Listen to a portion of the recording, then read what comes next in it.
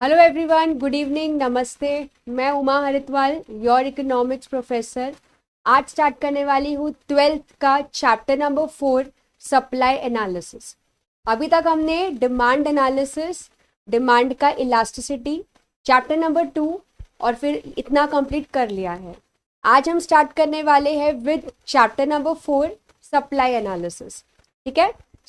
अभी तक आपने डिमांड या चैप्टर नंबर 2 के लेक्चर्स नहीं देखे हैं, पहले वो वीडियो जाके देख लेना। उसमें मैंने आपको chapter number 2, chapter number 3A, chapter number 3B पूरा इंपॉर्टेंस के साथ विद नोट्स कि कैसे लिखने हैं आंसर्स, वो सब मैंने आपको ऑलरेडी बता दिया है।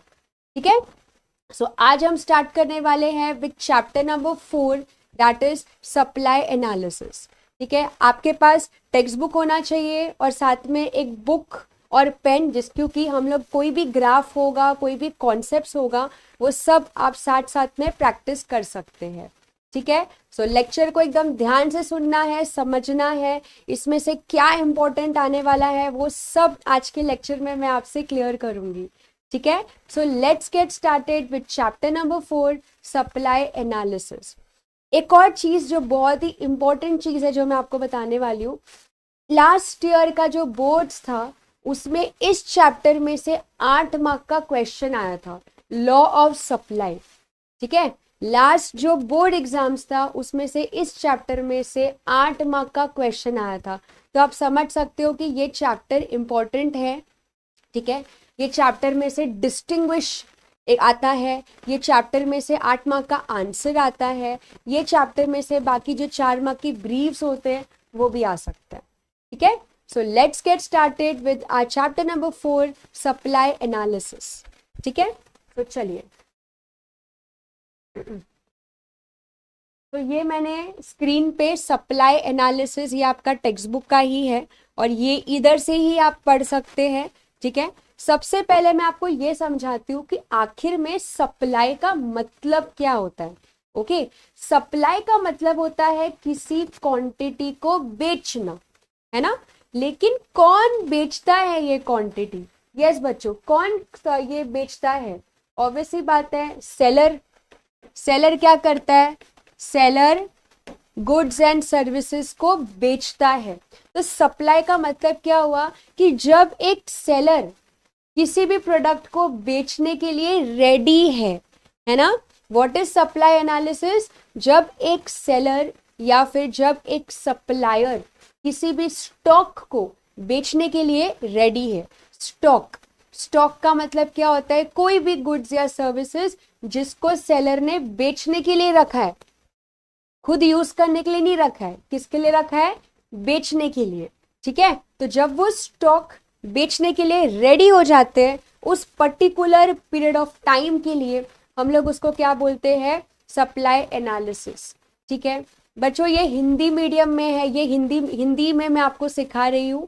ठीक है। आप इसको फिर ट्रांसलेट करके पहले आप कॉन्सेप्ट को समझ लीजिए। आई होप आप लोगों को हिंदी तो समझ में आती ही होगी, तो मैं आपको हिंदी में पूरा एक्सप्लेन कर रही हूँ, फिर आप उसको मराठी में उस आंसर्स को पढ़ सकते हैं जो भी मराठी मीडियम से है।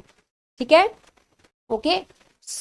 तो सप्लाई का मतलब क्या होता है? सप्लाई का मतलब होता है एक सप्लायर जो एक स्टॉक को बेचने के लिए रेडी है for a particular period of time.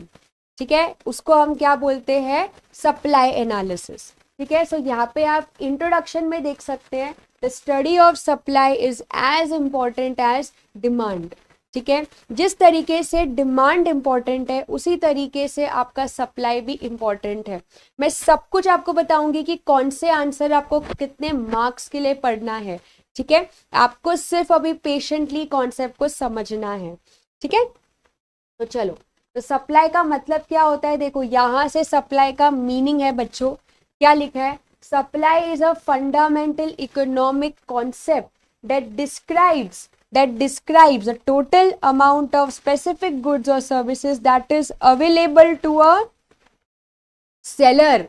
जैसे कि मैंने बोला, जब एक सेलर के पास स्टॉक अवेलेबल रहता है, गुड्स या सर्विसेज अवेलेबल रहता है और उसको बस उसको क्या करना है? बेचना है। ओके। वो बेचने के लिए क्या है? रेडी है। उसको हम क्या बोलते हैं? Supply analysis.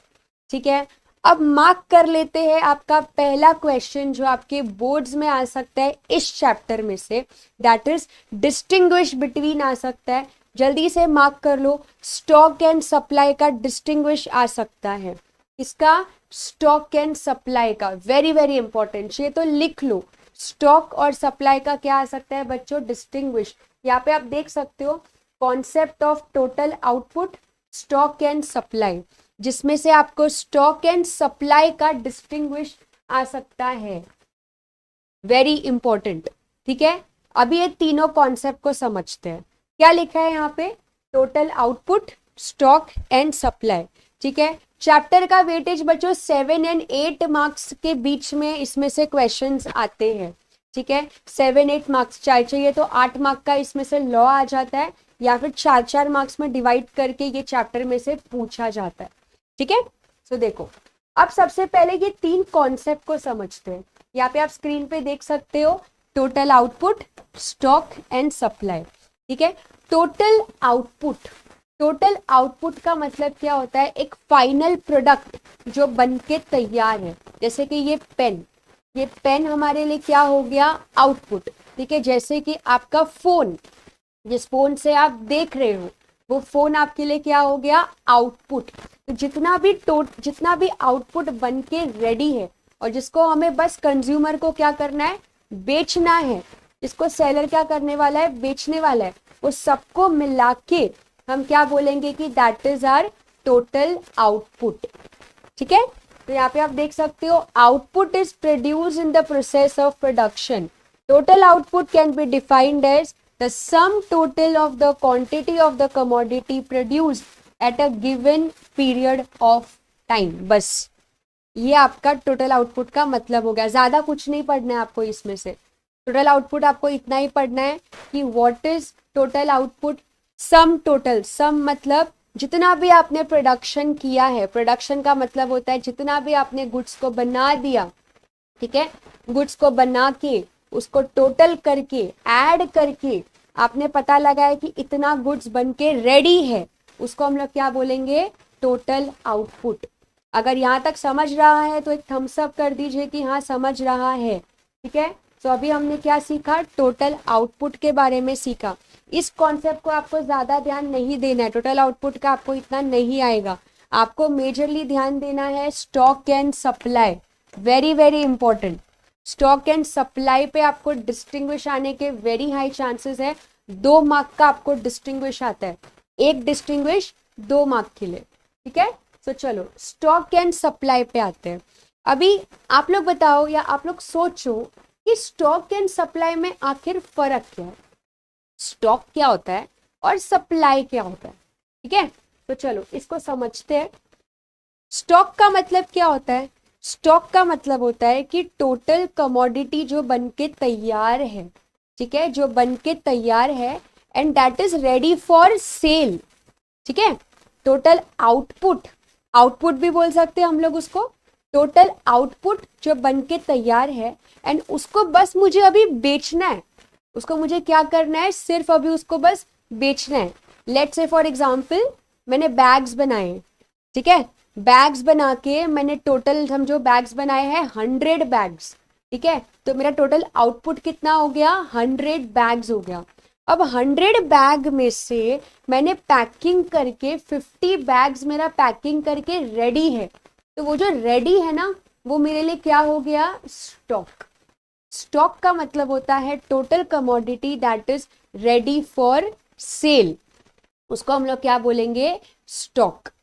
ठीक है, यहाँ पे आप देख सकते हो stock is the total quantity of a commodity available for sale.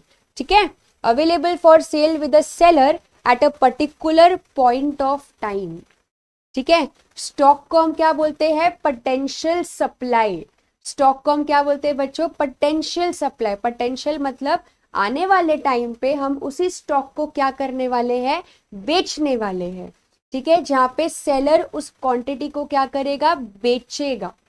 ठीक है, तो स्टॉक एंड सप्लाई में फर्क क्या हुआ, स्टॉक का मतलब होता है पोटेंशियल सप्लाई कि फ्यूचर में हम उसको बेचने वाले हैं, और सप्लाई का मतलब होता है actual supply, actual sale. Supply का मतलब क्या होता है, एक्चुअल सेल, की एक्चुअली में हम अभी किसी कस्टमर को क्या कर रहे हैं, उतना क्वांटिटी बेच रहे हैं। ठीक है, आई होप आपको यहां तक समझा होगा कि स्टॉक एंड सप्लाई में क्या फर्क है। तो आपको जब डिस्टिंग्विश में आएगा तो आपको मैक्स टू मैक्स सिर्फ 3 पॉइंट लिखना है, मैक्स टू मैक्स 3 से ज्यादा पॉइंट नहीं लिखना है। सबसे पहला पॉइंट आप स्टॉक एंड सप्लाई का मीनिंग लिखोगे।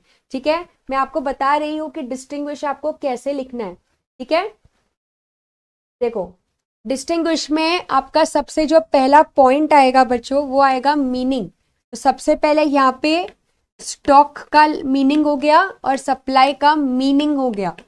तो मीनिंग आपको जो टेक्स्ट बुक में आप देख रहे हो वही आपको लिखना है।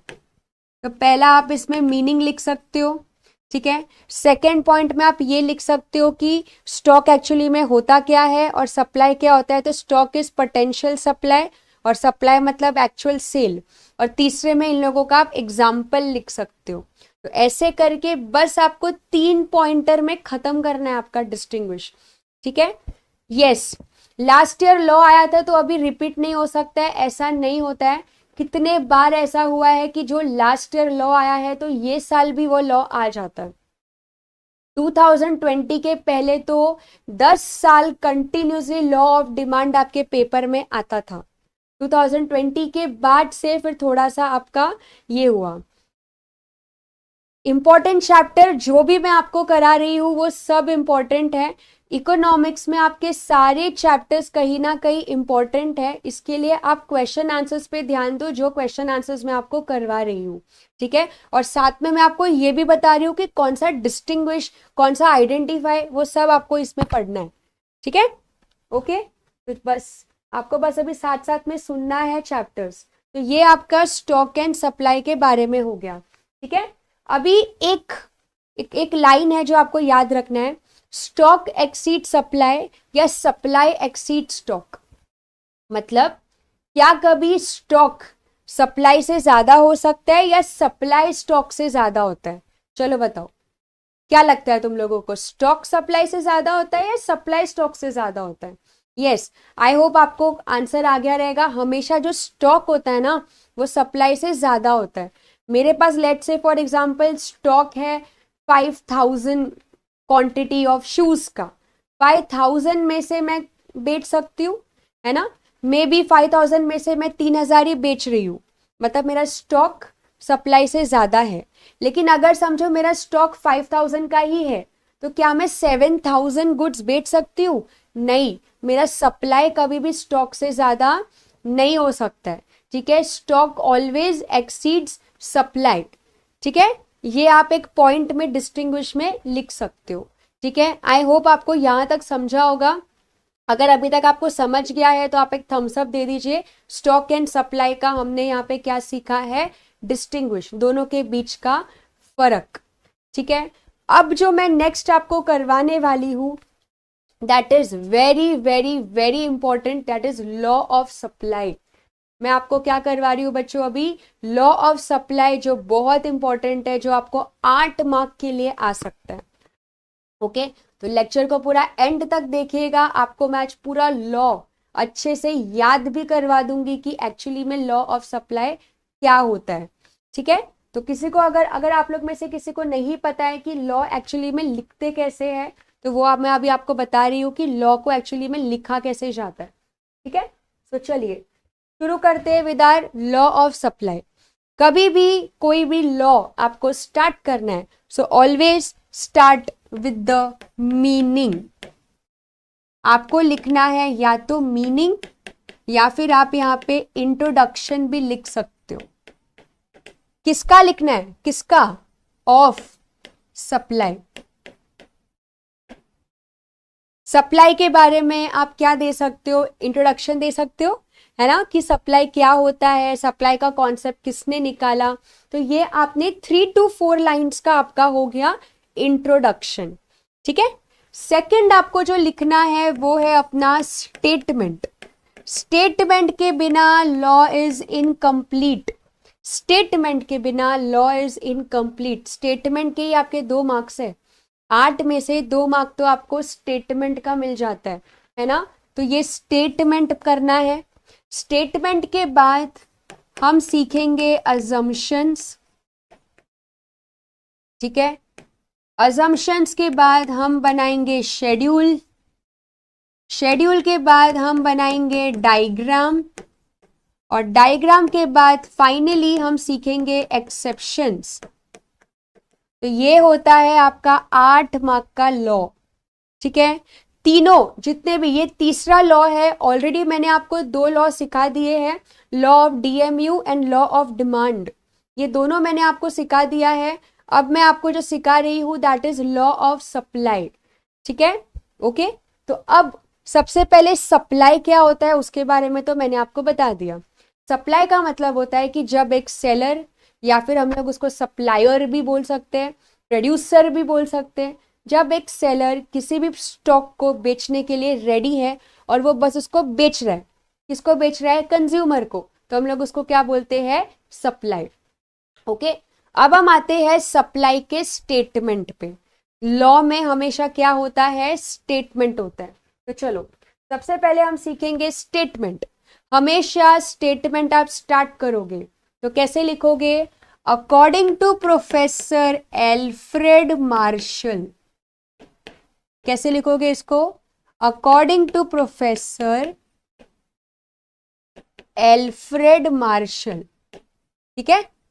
फिर आगे क्या लिखोगे, the law of supply states that, क्या लिखोगे, the law of supply states that, आगे क्या आएगा, other things remain constant. The law of supply states that other things remain constant. अब आते हैं इसके मेन स्टेटमेंट पे। इसका मेन स्टेटमेंट क्या है, higher the price, higher the quantity supply, lower the price, smaller is the quantity supply. इसका मतलब क्या हुआ, कभी भी अपन सप्लाई एनालिसिस करते हैं तो हमें सप्लायर के पॉइंट ऑफ व्यू से समझना है ना। तो सप्लायर, आप खुद को एक सेलर समझो, आप खुद सोचो आप ज्यादा क्वांटिटी कब बेचोगे, जब प्राइस क्या रहेगा, ज्यादा रहेगा। सप्लाई एनालिसिस में आपको कंज्यूमर या कस्टमर का पॉइंट नहीं देखना है, आपको अपना पॉइंट देखना है। सेलर का मेन मोटो क्या होता है कि मुझे प्रॉफिट कमाना है, मुझे क्या कमाना है, मुझे प्रॉफिट कमाना है ना। सो प्रॉफिट कमाने के लिए हमेशा सेलर क्या सोचेगा, higher the price, higher the quantity supply, lower the price, lower the quantity supply.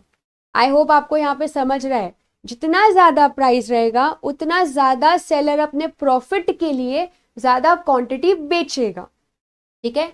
जितना कम प्राइस रहेगा उतना कम प्रॉफिट होगा सेलर को, इसके लिए उसका क्वांटिटी सप्लाई भी क्या रहेगा, कम रहेगा। अगर यहाँ तक आपको समझा है तो एक थम्स अप कर दीजिए कि यस समझ गया है। सो लॉ क्या स्टेट कर रहा है कि एल्फ्रेड मार्शल के हिसाब से अगर सप्लाई में कुछ भी चेंजेस आता है तो ओनली बिकॉज ऑफ प्राइस, मतलब अगर प्राइस ज्यादा है तो सप्लाई भी ज्यादा, अगर प्राइस कम है तो सप्लाई भी कम, बाकी कोई भी फैक्टर को सप्लाई पे फर्क नहीं पड़ेगा। समझ में आ रहा है, प्राइस के अलावा सप्लाई पे कोई भी फैक्टर का फर्क नहीं पड़ेगा। ये सिर्फ एक अजम्पशन है, ये जो है ना other things remain constant, that this is just an assumption. Alfred Marshall ने सिर्फ अपने लॉ को एक प्रूफ करने के लिए दिया है कि अदर थिंग्स रिमेन कांस्टेंट। ये अदर थिंग्स में क्या क्या आता है, चलो हम लोग ये डिस्कस करते हैं, ठीक है। ये अदर थिंग्स में क्या क्या आता है बच्चों, एक होता है कॉस्ट ऑफ प्रोडक्शन, ये सब अदर फैक्टर्स है जिसको एल्फ्रेड मार्शल ने बोला है कि this will remain constant. Seller को कॉस्ट से, कॉस्ट मतलब खर्चा, खर्चे से कुछ फर्क ही नहीं पड़ने वाला है, ठीक है। दूसरा आप इसमें लिख सकते हो टेक्नोलॉजी, सेलर को टेक्नोलॉजी से भी फर्क नहीं पड़ेगा, ऐसा रियल लाइफ में पॉसिबल नहीं है, ठीक है। ऐसे करके आप बहुत से फैक्टर्स पढ़ोगे, मैं जो आपको जब आपको अजम्पशंस करवाऊंगी तब बताऊंगी आपको। तो ये कुछ अजम्पशन के पॉइंट्स रहेंगे जिसको एल्फ्रेड मार्शल ने बोला है कि दिस विल रिमेन कांस्टेंट। अगर सप्लाई को फर्क पड़ेगा तो ओनली बिकॉज ऑफ प्राइस। चलो मेरे साथ रिपीट करो, ये स्टेटमेंट आप कैसे बोलोगे?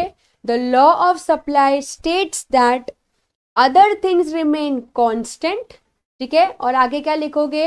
Higher the price, higher the quantity supply, lower the price, lower the quantity supply. तो अगर मैं इसको शॉर्ट में समराइज तरीके से लिखूं तो कैसे लिखूंगी?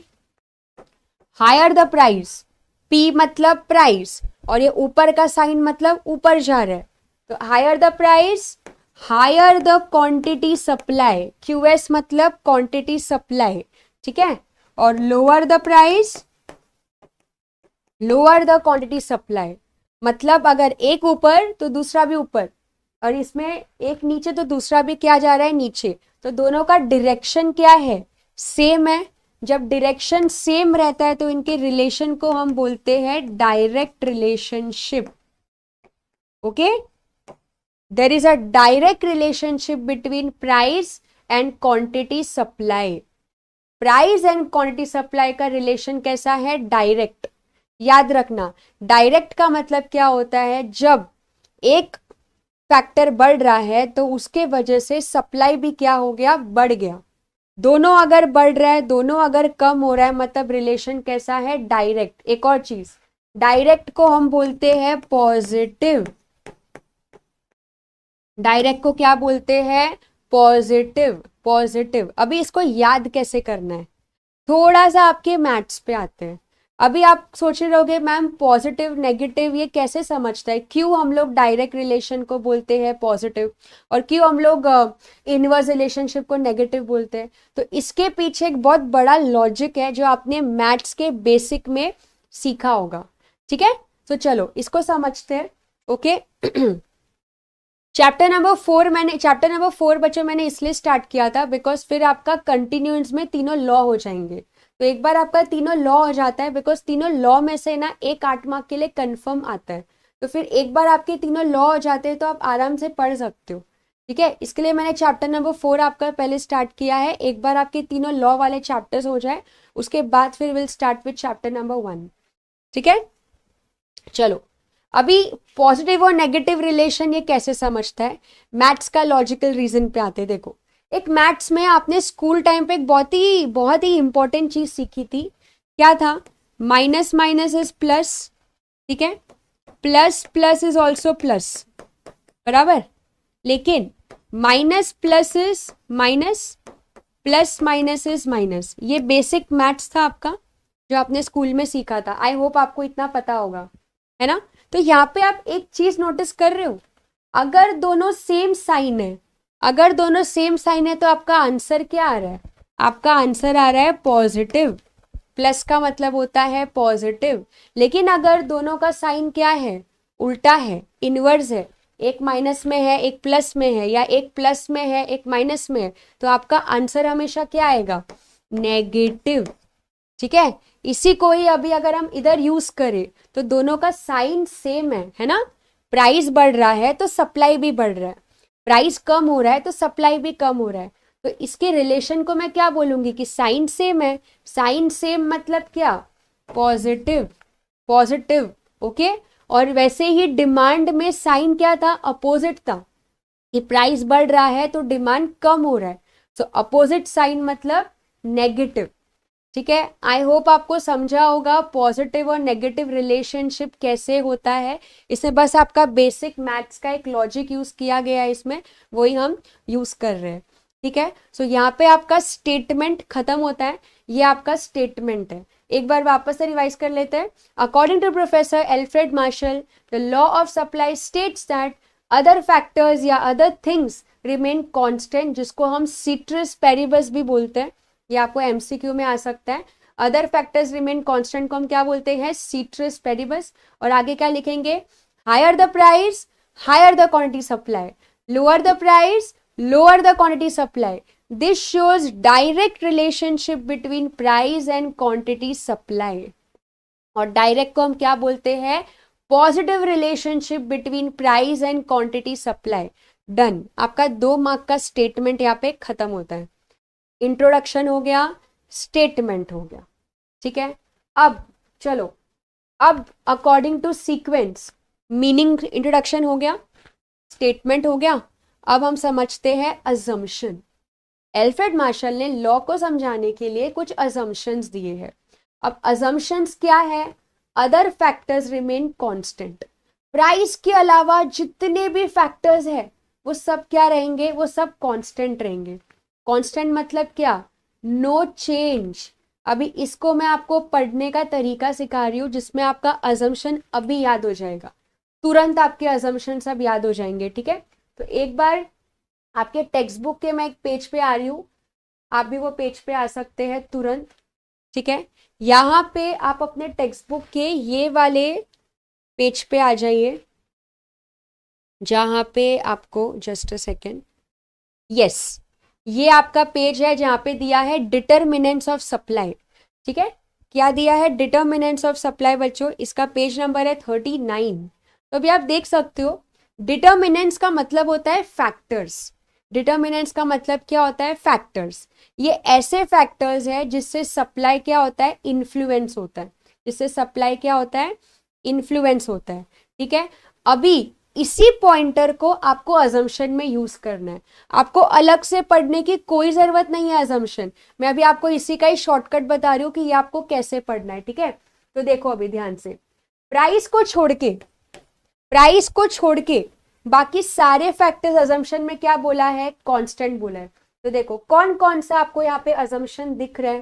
तो देखो, टेक्नोलॉजी, कॉस्ट, इंफ्रास्ट्रक्चर, ठीक है, गवर्नमेंट पॉलिसी, 4 हो गया, और 5 हो गया नेचुरल कंडीशन। सिर्फ कोई भी 5, ये 5 पॉइंट याद कर लो। चलो वापस से, सबसे पहले आप क्या याद रखोगे?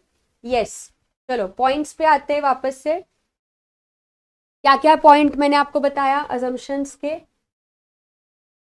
यस, अजम्पशन के पॉइंट्स पे मैंने आपको 5 वो फैक्टर के पॉइंट्स बताए। कौन कौन से फैक्टर है? सबसे पहले क्या सीखा? Cost of production, next technology, next infrastructure, ठीक है, फिर नेक्स्ट गवर्नमेंट पॉलिसी, बराबर, ये 4 हो गए। और क्या पॉइंटर था? यस, मैंने सिर्फ टेक्स्ट बुक में से जो आपके पॉइंटर्स है उसी को यूज किया है। देखो, cost of production, infrastructure, government policy, natural calamities, ठीक है, टेक्नोलॉजी, और क्या आएगा? और क्या आएगा? फ्यूचर एक्सपेक्टेशंस अबाउट प्राइजेस, ठीक है, अदर फैक्टर्स, ठीक है। तो अभी हमारे कितने पॉइंट्स हो गए यहाँ पे? देखो, cost of production, technology, infrastructure, government policy and natural calamities. बस ये पॉइंट्स आप याद रखो, ठीक है।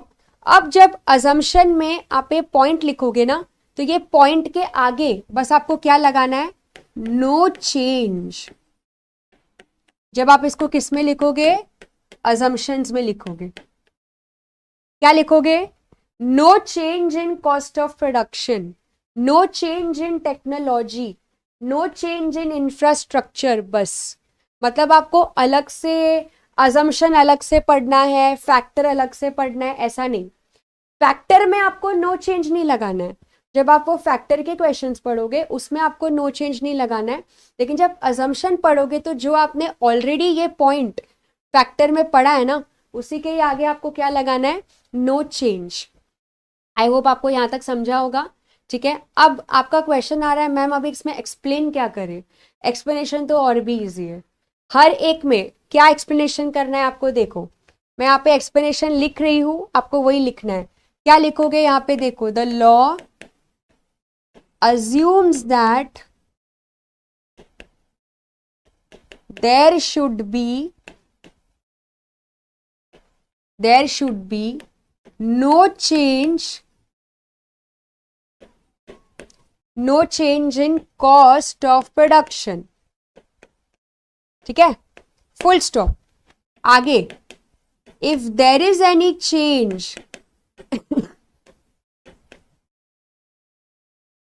it will affect supply, it will affect supply। बस आपको हर assumption में यही एक स्टेटमेंट लिखना है। आप चाहिए तो इसका स्क्रीनशॉट ले सकते हैं, ठीक है। बस आपको क्या चेंज करना है मालूम है? अगर आप कॉस्ट का पॉइंट लिख रहे हैं तो यहाँ पे लिखेंगे there should be no change in cost. आप जब टेक्नोलॉजी लिख रहे हैं तो आप लिखेंगे there should be no change in technology. आप जब इंफ्रास्ट्रक्चर लिख रहे हैं तो आप लिखेंगे there should be no change in infrastructure. बहुत लोगों को लॉ पढ़ने को इसके लिए हार्ड लगता है बिकॉज अजम्पशन के एक्सप्लेनेशंस को बहुत डिटेल में वो लोग पढ़ते हैं। अजम्पशन को इतना डिटेल में पढ़ना होता ही नहीं है, ओके। अजम्पशन में अपने को थोड़ा सा स्मार्ट वर्क करने का, जो भी फैक्टर्स के पॉइंट है प्राइस को छोड़ के, तो कोई भी 4 से 5 फैक्टर के पॉइंट्स पढ़ लो और बस वो फैक्टर के आगे वर्ड लगा दो नो चेंज, और फिर एक्सप्लेनेशन में क्या लिखो? The law of supply assumes that there should be no change in cost, if there is any change it will affect supply. Second point पे आ जाओ, नो चेंज इन टेक्नोलॉजी, वापस से the law of supply assumes that there should be no change in technology, if there is any change it will affect supply. I hope आपको assumption समझा होगा अच्छे से। अगर समझ गया है तो जल्दी से थम्स अप, ओके, यस का रिप्लाई आ जाना चाहिए ताकि मुझे भी लगे कि हाँ आप लोगों को समझ गया है कि अजम्पशंस कैसे लिखना है, ओके। तो आपको सिर्फ 4 या 5 पॉइंट अजम्पशंस के लिखने हैं, बस हो गया, ओके। समझ में आया? तो ये था आपका लॉ ऑफ सप्लाई का अजम्पशंस, ठीक है। तो सबसे पहले हमने क्या सीखा? सप्लाई का इंट्रोडक्शन, ठीक है। सेकंड हमने क्या सीखा? स्टेटमेंट, कि स्टेटमेंट क्या होता है। थर्ड हमने सीखा अजम्पशंस, ठीक है। ये अजम्पशंस आपको ऐसे ही लिखना है, आप साथ साथ में आप नोट डाउन भी कर सकते हैं, तो आपका लॉ ऑफ सप्लाई आराम से हो जाएगा। यस, ग्राफ में आपको शेड्यूल और ग्राफ में अगर आप एक्सप्लेनेशन दोगे ना तो आपके लिए बहुत इजी हो जाएगा। बिकॉज क्या है ना, अगर आप एक्सप्लेनेशन करते हो अच्छे से तो आपको 8 में से 7 तो पक्का है। 1 मार्क्स वो लोग कभी कभी काट देते हैं क्योंकि फुल मार्क्स ब्रीफ में देते नहीं है जल्दी से, ठीक है। फुल मार्क्स के लिए तो आपको फिर बहुत वर्ड टू वर्ड एकदम प्रॉपर लिखना पड़ेगा, ठीक है। ये मैंने उन लोगों के लिए दिया है ये वाला एक्सप्लेनेशन जिनको लॉ पढ़ने को हार्ड लग रहा है, ओके। और बहुत लोग फिर लॉ ऐसे ही स्किप कर देते हैं, तो वाई टू स्किप ना, हम लोग थोड़ा सा इजी कर देते हैं, आंसर को इजी करके पढ़ोगे तो हो जाएगा, ठीक है। सो आई होप आपको यहाँ तक समझा होगा, ठीक है। ग्राफ तो अलग से देखो बच्चों, 2 मार्क का स्टेटमेंट हो गया, 2 मार्क का अजम्पशंस हो गया, बाकी आपके शेड्यूल और ग्राफ मिला के आपके 4 मार्क का तो शेड्यूल ग्राफ ही हो गया, ठीक है। अराउंड 3 to 4 और बाकी के आपके एक्सेप्शंस हो गए। एक्सेप्शंस भी तो आपको लिखना है इसमें, ठीक है। आई होप आपको यहाँ तक समझा होगा ये पूरा। यहाँ पे हमने अजम्पशन तक खत्म कर दिया है। अब हम सीखेंगे शेड्यूल और ग्राफ। अब यहाँ से और ज़्यादा इम्पोर्टेंट पे आ गए हैं हम लोग। आपके पास आपका नोटबुक और पेन होना चाहिए ताकि आप भी साथ साथ में शेड्यूल और ग्राफ बना सको, ठीक है। सो अगर आप लोग साथ में हो, लेक्चर प्रॉपरली देख रहे हो तो एक थम्स अप कर सकते हैं कि हाँ हम प्रॉपरली साथ में है और अभी तक जो भी किया है वो आपको समझ रहा है, ठीक है। अजम्पशंस तक हमारा पूरा कंप्लीट होता है। अब हम आते हैं शेड्यूल पे, ठीक है। अब हम लॉ का क्या देखने वाले हैं? शेड्यूल, ठीक है। यस, ऐसे ही मैं आपको सारे चैप्टर्स करवाने वाली हूँ, ठीक है। आपको बस कॉन्स्टेंटली सारे लेक्चर्स मेरे देखने हैं तो आपको आराम से समझ में आ जाएगा, ठीक है। सो चलो अब हम स्टार्ट करते हैं शेड्यूल से। आप लोग भी अपने साथ एक शेड्यूल बना सकते हैं, ठीक है। अब शेड्यूल में आपको बनाने हैं 2 कॉलम। कितने कॉलम बनाने हैं? 2। एक बनाओगे प्राइस का कॉलम और एक बनेगा क्वांटिटी सप्लाई, ठीक है। प्राइस आप किसी का भी ले सकते हैं, प्राइस ऑफ एक्स। आपको चाहिए तो आप एप्पल्स भी ले सकते हैं कि प्राइस ऑफ एप्पल्स, ठीक है। और यहाँ पे क्वांटिटी सप्लाई हो गया किलोग्राम में, ठीक है। एकदम सिंपल इजी नंबर ले रही हूं मैं ताकि आपके लिए काफी इजी हो जाए, ठीक है। मैं यहाँ पे प्राइस को बढ़ा रही हूँ, ठीक है। देखो यहाँ पे 10, 20, 30, 40, 50, एकदम इजी नंबर्स ले लिए। 10, 20, 30, 40, 50। So according to law of supply, जब प्राइस बढ़ता है तो क्वांटिटी सप्लाई भी क्या होता है, बढ़ता है ना। तो जब प्राइस 10 रुपए था तो लेट से फॉर एग्जांपल सप्लायर खाली 1 किलो ही बेच पा रहा था। 10 से 20 हुआ 2 किलो, 20 से 30 हुआ 3 किलो, 30 से 40 हुआ 4 किलो, 40 से 50 हुआ 5 किलो। इससे क्या समझ में आता है, as price rises from 10 to 20, supply also rises from 1 to 2 kilo. फिर further price rises from 20 to 30, supply also rises from 2 to 3 kilo and this goes on, है ना। तो इससे क्या समझ में आता है, higher the price higher the quantity supply, lower the price lower the quantity supply. This shows direct relationship between price and quantity supply. ठीक है, एक्सेप्शंस, ये शेड्यूल का एक्सप्लेनेशन आपको लर्न करने का जरूरत ही नहीं है, ओन वर्ड्स में बस आपको ये सब लिखना है। जो भी आपने ये टेबल बनाया है आपको सिर्फ इसको पॉइंट में लिखना है। फर्स्ट में लिखोगे जब प्राइस 10 रुपए था तो सप्लाई कितना था, फिर 10 to 20 हुआ तो सप्लाई पे क्या हुआ, फिर 20 to 30 हुआ फिर सप्लाई पे क्या हुआ, बस फिर आगे लिख देने का एंड दिस गोज ऑन। फिर लिखने का कि higher the price higher the quantity supply, lower the price lower the quantity supply. This shows direct relationship between price and quantity supply. I hope आपको समझा होगा शेड्यूल कैसे लिखना है और शेड्यूल के एक्सप्लेनेशन को कैसे आपको बताना है। ठीक है, आपको समझ रहा है तो जल्दी से ओके थम्स अप आप कर सकते हैं। तो ये आपका शेड्यूल हो गया। अब इसके राइट में ही मैं आपको ग्राफ बना के दिखा रही हूँ, तो आपको साथ साथ में ग्राफ भी समझ में आ जाएगा कि ग्राफ कैसे बनाना है। ठीक है, एक्सट्रीम यहाँ पे मैंने राइट में ही मैं इसका ग्राफ बना रही हूँ। तो चलो ये टेबल को यूज करके हम ग्राफ बना रहे हैं। ठीक है, तो ये देखो ये आपका ग्राफ हो गया। This is your Y axis, इसको हम क्या बोलते हैं, वाई एक्सिस बोलते हैं। ठीक है, और this is your x axis. ठीक है, अब एक्स एक्सिस में हम मेजर करते हैं, आप लोग भी साथ साथ में बनाते रहिए ताकि आप लोगों का भी प्रैक्टिस हो जाएगा। ठीक है, तो एक्स एक्सिस में हम मेजर करेंगे क्वांटिटी सप्लाई, वाई एक्सिस में मेजर करेंगे प्राइस। ठीक है, X axis quantity supply, Y axis में प्राइस। चलो नंबर लिखते हैं, प्राइस का 10 से लेके 50 तक है, तो चलो प्राइस के नंबर्स लिखते हैं। 10, 20, 30, 40, 50। ठीक है, और यहाँ पे अपन सप्लाई के नंबर्स लिख देते हैं 1, 2, 3, 4, 5। आई होप आपको समझा होगा, यहाँ पे मैंने सारे नंबर्स लिख दिए हैं। ठीक है, अब हम पॉइंट्स प्लॉट करते हैं। अब हम क्या करेंगे, अब हम पॉइंट्स को प्लॉट करेंगे। अब पॉइंट्स कैसे प्लॉट करना है, देखो 10 रुपीज में कितना था 1 किलो, 10 रुपीज में कितना है 1 किलो, तो प्राइस यहाँ से 10 और सप्लाई यहाँ से किधर है, यहाँ पे आप देख सकते हो 1, तो यहाँ पे एक हम लोग पॉइंट को कर देंगे।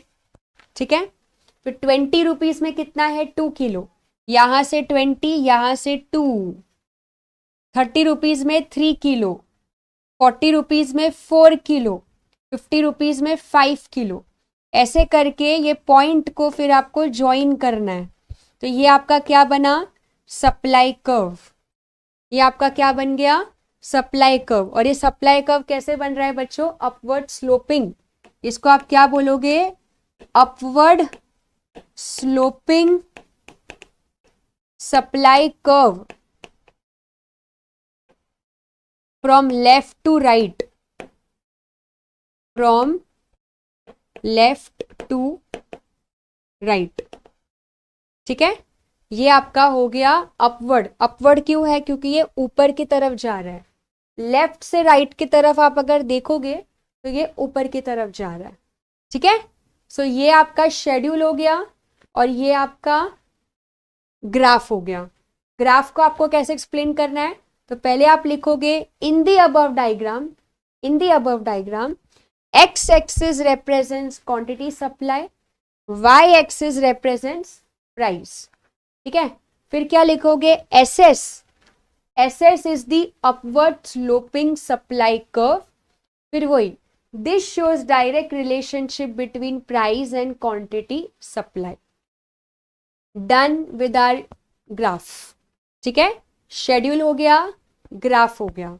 यहां तक सबको समझा है? आई होप आपने भी साथ साथ में प्रैक्टिस कर रहे हो। आप जिसको भी समझ गया है अच्छे से थम्स अप कीजिए, या किसी को कोई डाउट है तो आप पूछ सकते हैं। ठीक है, लॉ का एक लास्ट पार्ट बचा है अपना, एक्सेप्शन। फिर आपका 8 मार्क का लॉ पूरा खत्म होता है।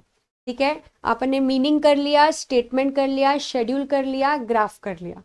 अब हम फाइनली सीखने वाले हैं अपने 8 मार्क्स का जो लास्ट एक पार्ट होता है लॉ का, दैट इज एक्सेप्शंस। तो फिर हम लोग एक्सेप्शन सीखेंगे। ठीक है, यस, सबके थम्स अप आ रहे हैं? ओके, तो आई होप सबको समझ रहा है अच्छे से, कॉन्स्टेंटली हम जो कर रहे हैं। ठीक है, अब लॉ ऑफ सप्लाई का सबसे लास्ट पार्ट समझते हैं, that is exceptions to law of supply.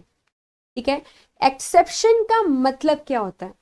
Exception का मतलब होता है कि जिसमें लॉ अप्लाई नहीं होता, जिसमें लॉ अप्लाई नहीं होता, या लॉ उल्टा हो गया।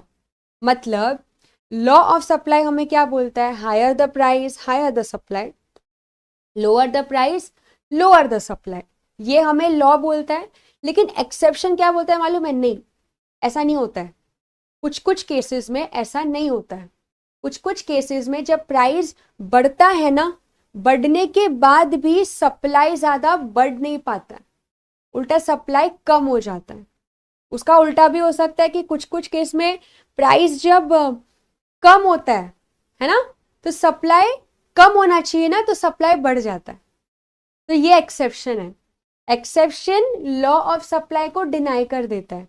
एक्सेप्शन क्या कर देता है? लॉ ऑफ सप्लाई को मना कर देता है कि नहीं, ये कुछ ऐसे पॉइंट है जिसमें आपका लॉ अप्लाई नहीं हो रहा है। तो अब हम एक्सेप्शन में वही एक्सेप्शन के पॉइंट्स को सीखने वाले हैं। ठीक है, ओके, तो चलो शुरू करते हैं विद आवर एक्सेप्शंस। बेटा पहले आप इकोनॉमिक्स का लेक्चर्स देख लो अच्छे से, उसके बाद आगे के लेक्चर्स पे आप फोकस करना। ठीक है, चलो ओके, तो अब हम आते हैं एक्सेप्शंस पे। आपके टेक्स्ट बुक के भी मैं बता देती हूँ कि आपका लॉ टेक्स्ट बुक में किधर है। ये आप देख सकते हो, ये आपका लॉ ऑफ सप्लाई है यहाँ पे राइट में। This is your law of supply. ये इंट्रोडक्शन हो गया, ये स्टेटमेंट हो गया, स्टेटमेंट के नीचे ये अजम्पशंस हो गए। ठीक है, अजम्पशन को मैंने आपको बहुत अच्छी तरीके से बताया है। पेपर कैसे लिखने हैं वो सब मैं आपको बताऊंगी। आप कॉन्स्टेंटली बस लेक्चर देखते रहिए, क्योंकि मैं लेक्चर के बीच बीच में बताती रहती हूँ कितने बार कि आंसर्स कैसे लिखना है। मैंने जो आपको लॉ बताया है ना, वो लॉ को उसी तरीके से आपको लिखना है। आप उसी तरीके से अगर लॉ को लिखेंगे तो आपको ऑटोमेटिकली एकदम अच्छे मार्क्स मिलेंगे। तो आंसर्स कैसे लिखना है, क्या लिखना है, वो मैं आपको बोर्ड के पॉइंट ऑफ व्यू से ही बता रही हूँ। ठीक है, तो आप वैसे ही लिख सकते हैं। ठीक है, तो चलो, ये आपका अजम्पशंस के बाद ये आपका शेड्यूल हो गया, और यहाँ पे अपना बच्चों आ गया ग्राफ, और ग्राफ के बाद यहाँ पे अपन आ जाते हैं एक्सेप्शंस पे। ठीक है, तो चलो स्टार्ट करते हैं एक्सेप्शंस के पॉइंट्स पे।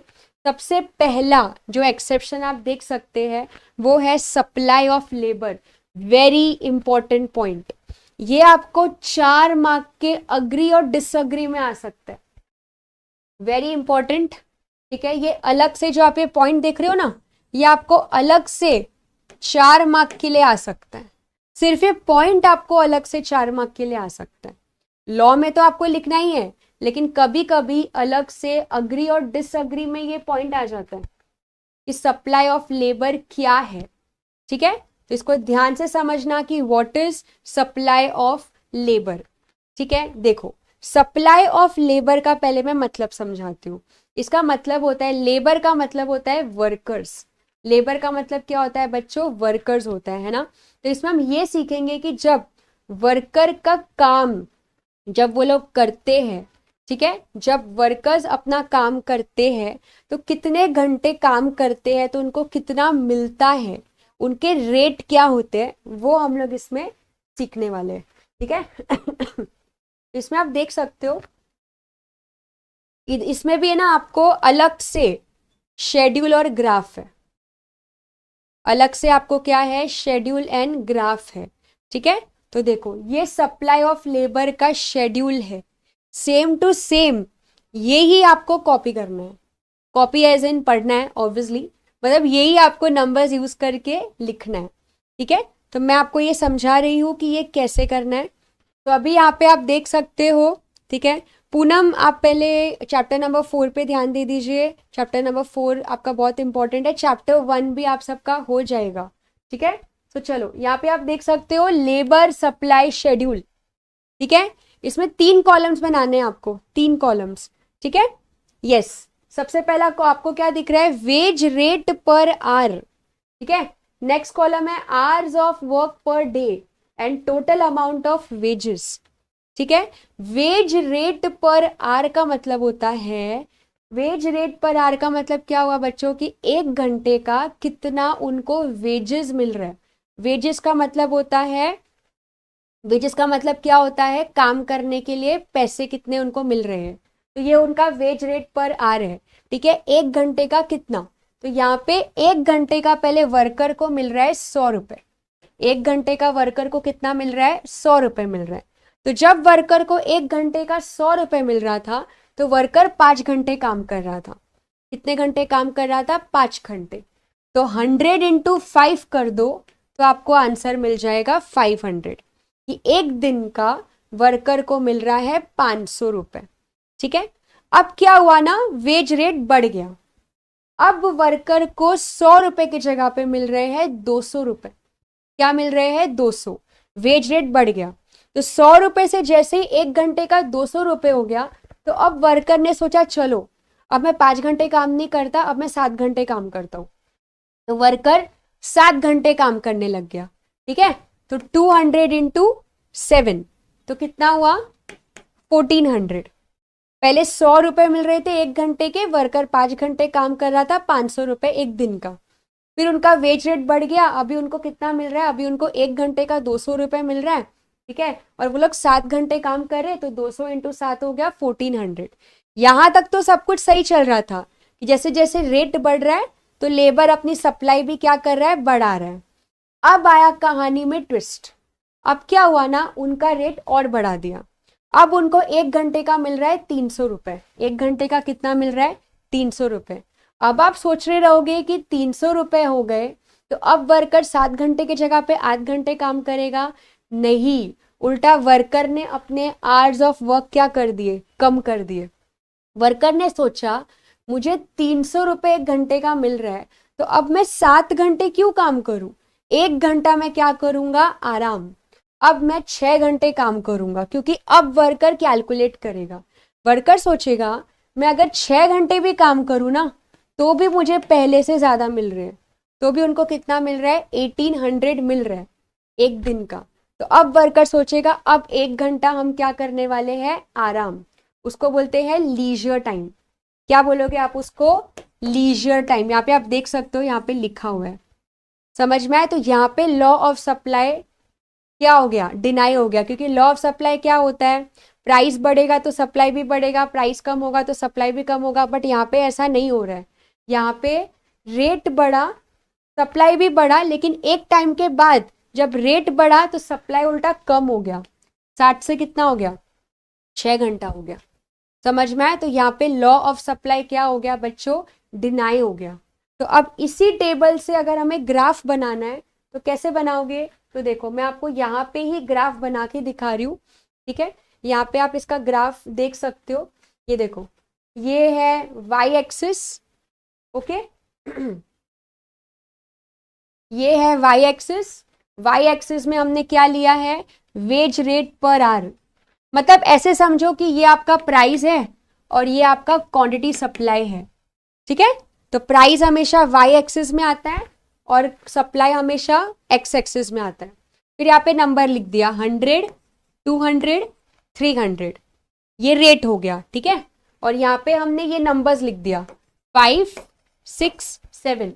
5, 7, 6 मत लिखना, ऑब्वियसली ग्राफ में हम लोग असेंडिंग ऑर्डर में लिखते हैं, तो 5, 6, 7। अभी बस आपको पॉइंट प्लॉट करना है। 100 पे कितना है, 5 घंटा, तो 100 यहां से और 5 घंटा, ठीक है। 200 पे कितना है, 7 घंटे, तो 200 पे कितना, 7 घंटा। लेकिन 300 पे 7 घंटे की जगह पे कितना हो गया, 6 घंटा। तो अब ये क्या हो रहा है, पहले बढ़ रहा था लेकिन फिर ये पीछे आ गया, ये चला गया आपका बैकवर्ड, है ना।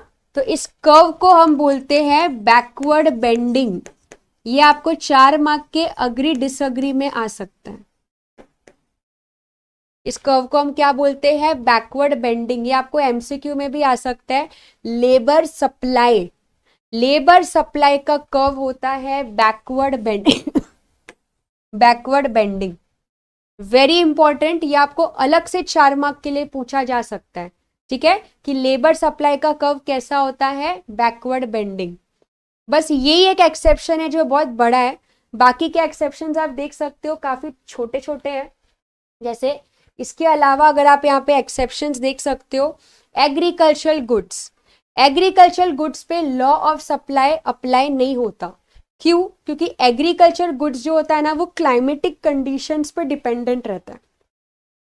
कभी कभी क्या होता है कि समझो मार्केट में ना आप जो क्रॉप्स उगा रहे हो उसका प्राइस बहुत ज्यादा है। लेट से आपने बाजरा उगाया, दाल वाला आप कर उगा रहे हो और उसका प्राइस मार्केट में बहुत ज्यादा है, ठीक है। लेकिन क्लाइमेटिक कंडीशंस की वजह से है ना आपके दाल और ये सब पूरे खराब हो गए, सड़ गए, तो ज्यादा प्राइस होने के बाद भी आप वो गुड्स को बेच नहीं पाए। तो क्या इसमें लॉ अप्लाई हुआ, नहीं। प्राइस ज्यादा होने के बाद भी ड्यू टू क्लाइमेटिक कंडीशंस आप अपने गुड्स को बेच नहीं पाए, तो यहाँ पे आपका लॉ ऑफ सप्लाई नहीं अप्लाई हुआ। सेकेंड पॉइंट क्या हो गया, एग्रीकल्चरल गुड्स। तीसरे एक्सेप्शंस पे आते हैं। तीसरा एक्सेप्शन आपका क्या है बच्चों, यहाँ पे अर्जेंट नीड फॉर कैश। जब किसी सेलर को अर्जेंटली पैसों की जरूरत होती है तो वो कम प्राइस में बेचने को भी रेडी हो जाता है। बेस्ट एग्जांपल देती हूँ मैं आपको सब्जी वाले का। जब सुबह सुबह सब्जी वाला अपना सब्जी बेचता है ना तो उसका प्राइस सबसे नॉर्मल प्राइस रहता है जिसमें वो अपना प्रॉफिट कमाता है। लेकिन शाम तक अगर उसकी सब्जी नहीं बिकी होगी तो वो अपने प्राइस को एकदम सस्ता कर देगा, क्योंकि उसको पता है कि अब मुझे पैसों की जरूरत है, इतने प्राइस में बिकेगा नहीं, तो अभी मैं जो पैसा मिल रहा है उस प्राइस पे हम बेच देते हैं। उसको बोलते हैं अर्जेंट नीड ऑफ कैश, ठीक है। नेक्स्ट होते हैं पेरिशेबल गुड्स।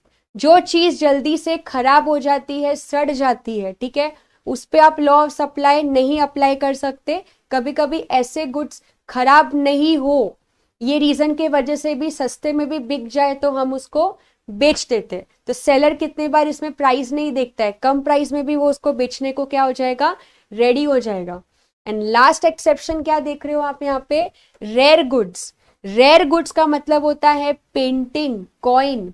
आप कभी किसी इवेंट में गए हो जहाँ पे पेंटिंग बेचते हैं, तो पेंटिंग कभी भी आप देखना एकदम महंगा रहता है पेंटिंग, लेकिन उनके पास क्वांटिटी एकदम ज्यादा नहीं रहती है। आपने देखा होगा उनके पास काफी लिमिटेड स्टॉक रहता है, मतलब प्राइस ज्यादा है लेकिन क्वांटिटी सप्लाई क्या है उनका, कम है। उनका स्टॉक क्या है, लिमिटेड है। तो इसमें भी देखो लॉ अप्लाई नहीं हुआ। हायर द प्राइस है लेकिन क्वांटिटी हाई नहीं है, क्वांटिटी क्या है, कम है। तो ये हो गया आपका लॉ ऑफ सप्लाई का बच्चों एक्सेप्शंस, ठीक है। तो ऐसे मिला के आपका पूरा बन जाता है लॉ ऑफ सप्लाई, ठीक है। Meaning, yes, antique goods, very good विद्या।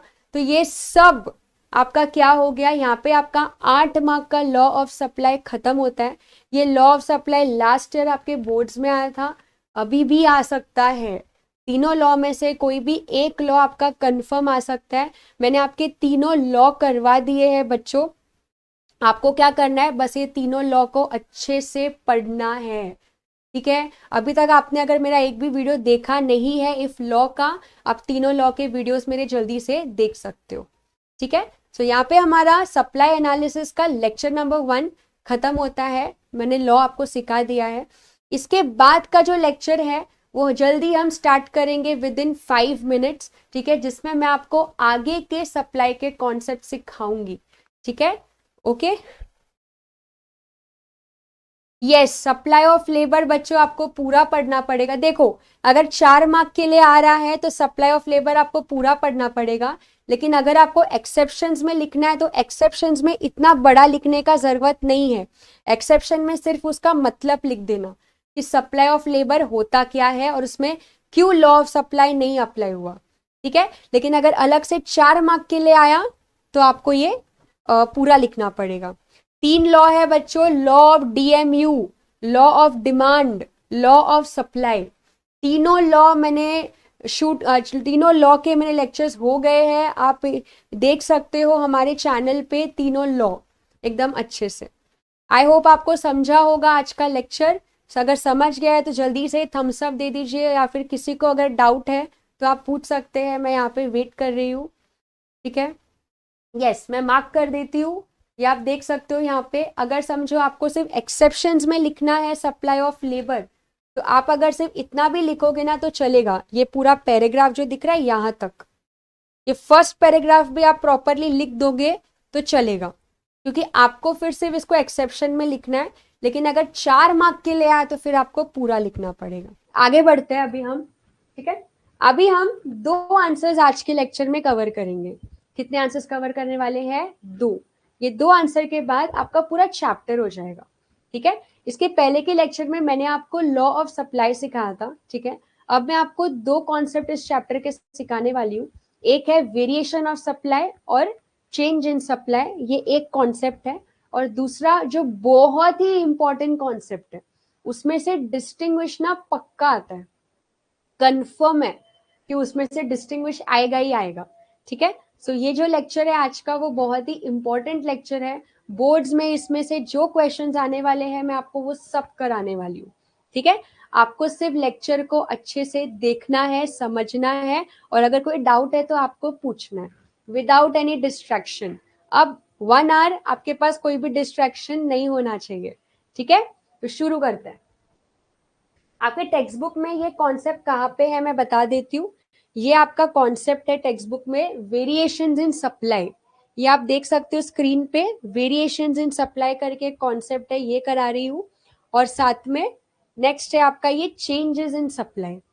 अब आपको क्वेश्चन आ रहा होगा, मैम ये किस किस में आ सकता है? ये डिस्टिंग्विश बिटवीन में आ सकता है बच्चों। ये आपके 4 मार्क्स के कभी कभी आंसर्स में पूछ लेते हैं, ठीक है। तो चलो शुरू, या फिर study the following table and answer the following, ये सब में ये आ सकता है, ठीक है। तो चलो शुरू करते हैं। मैं स्क्रीन पे आ रही हूँ डायरेक्टली अपने, और वहां से मैं आपको सिखाऊंगी ये, ठीक है, ओके। अब आते हैं कॉन्सेप्ट पे। हमारा जो कॉन्सेप्ट है जो मैं पहले आपको करा रही हूँ, आप साथ साथ में इसको लिख भी सकते हैं। हम अभी सीख रहे हैं वेरिएशंस इन सप्लाई, ठीक है। इसके बाद हम जो कॉन्सेप्ट सीखेंगे वो होगा अपना चेंज इन सप्लाई। पहले मैं आपको वेरिएशंस इन सप्लाई सिखा रही हूँ, ठीक है, ओके। वेरिएशंस इन सप्लाई जिसका भी लेक्चर पहला है, मैं आपको पहले सप्लाई का एक बार छोटा सा मतलब बता देती हूँ, ठीक है। सप्लाई ध्यान से समझना, जिसका भी फर्स्ट लेक्चर है उनको भी ये समझ जाएगा, बस आपको सुनना है अच्छे से, ठीक है। सप्लाई का मतलब क्या होता है कि जब एक सेलर किसी भी प्रोडक्ट को बेचने के लिए रेडी रहता है किसी भी कस्टमर को, उसको हम क्या बोलते हैं? सप्लाई बोलते हैं। सेलर के लिए मेन ऑब्जेक्टिव क्या होता है? प्रॉफिट, कि मुझे बेच के प्रॉफिट कमाना है। मतलब सेलर के लिए प्राइस क्या है? बहुत इंपॉर्टेंट है, ठीक है। जितना ज्यादा प्राइस रहेगा उतना ज्यादा वो बेच सकता है, जितना कम प्राइस रहेगा उतना कम बेचेगा, बिकॉज उसको प्रॉफिट इतना नहीं दिखेगा, ठीक है। ये सेलर का माइंडसेट होता है, ये सेलर का पॉइंट ऑफ व्यू होता है, ठीक है। अब वेरिएशन इन सप्लाई हमें यही बोलता है। वेरिएशन इन सप्लाई का मतलब ही ये होता है कि जितना ज्यादा प्राइस उतना ज्यादा सप्लाई, जितना कम प्राइस उतना कम सप्लाई। इसमें लॉ ऑफ सप्लाई ही होता है। Yes, goods and services are available to seller, ठीक है। इसमें ना बाकी कोई फैक्टर्स हम नहीं लेते, other factors will remain constant. Other factors मतलब इसके अंदर अगर सेल होगा तो ओनली बिकॉज ऑफ प्राइस, मतलब सेलर अगर बेच रहा है ना तो सिर्फ प्राइस देख के बेच रहा है, ना तो वो अपना खर्चा देख रहा है, ना तो वो टेक्नोलॉजी देख रहा है, ना नेचुरल कंडीशंस देख रहा है, वो ये सब कुछ नहीं देखेगा। इसमें other factors will remain constant. जो लॉ ऑफ सप्लाई इसके पहले के लेक्चर में मैंने आपको सिखाया था, इसमें वही अप्लाई हो रहा है। Other factors will remain constant, higher the price higher the supply, lower the price lower the supply. ठीक है। अब वेरिएशन इन सप्लाई दो पार्ट में डिवाइडेड है, वेरी इंपॉर्टेंट। अब आपको इसको ध्यान से समझना है। वेरिएशन इन सप्लाई जो है ना बच्चों, वो दो टाइप्स में डिवाइडेड है, दो टाइप्स। पहला टाइप होता है एक्सपांशन ऑफ सप्लाई, आप भी साथ साथ में इसको बना के लिख सकते हैं। और दूसरा होता है कॉन्ट्रैक्शन ऑफ सप्लाई।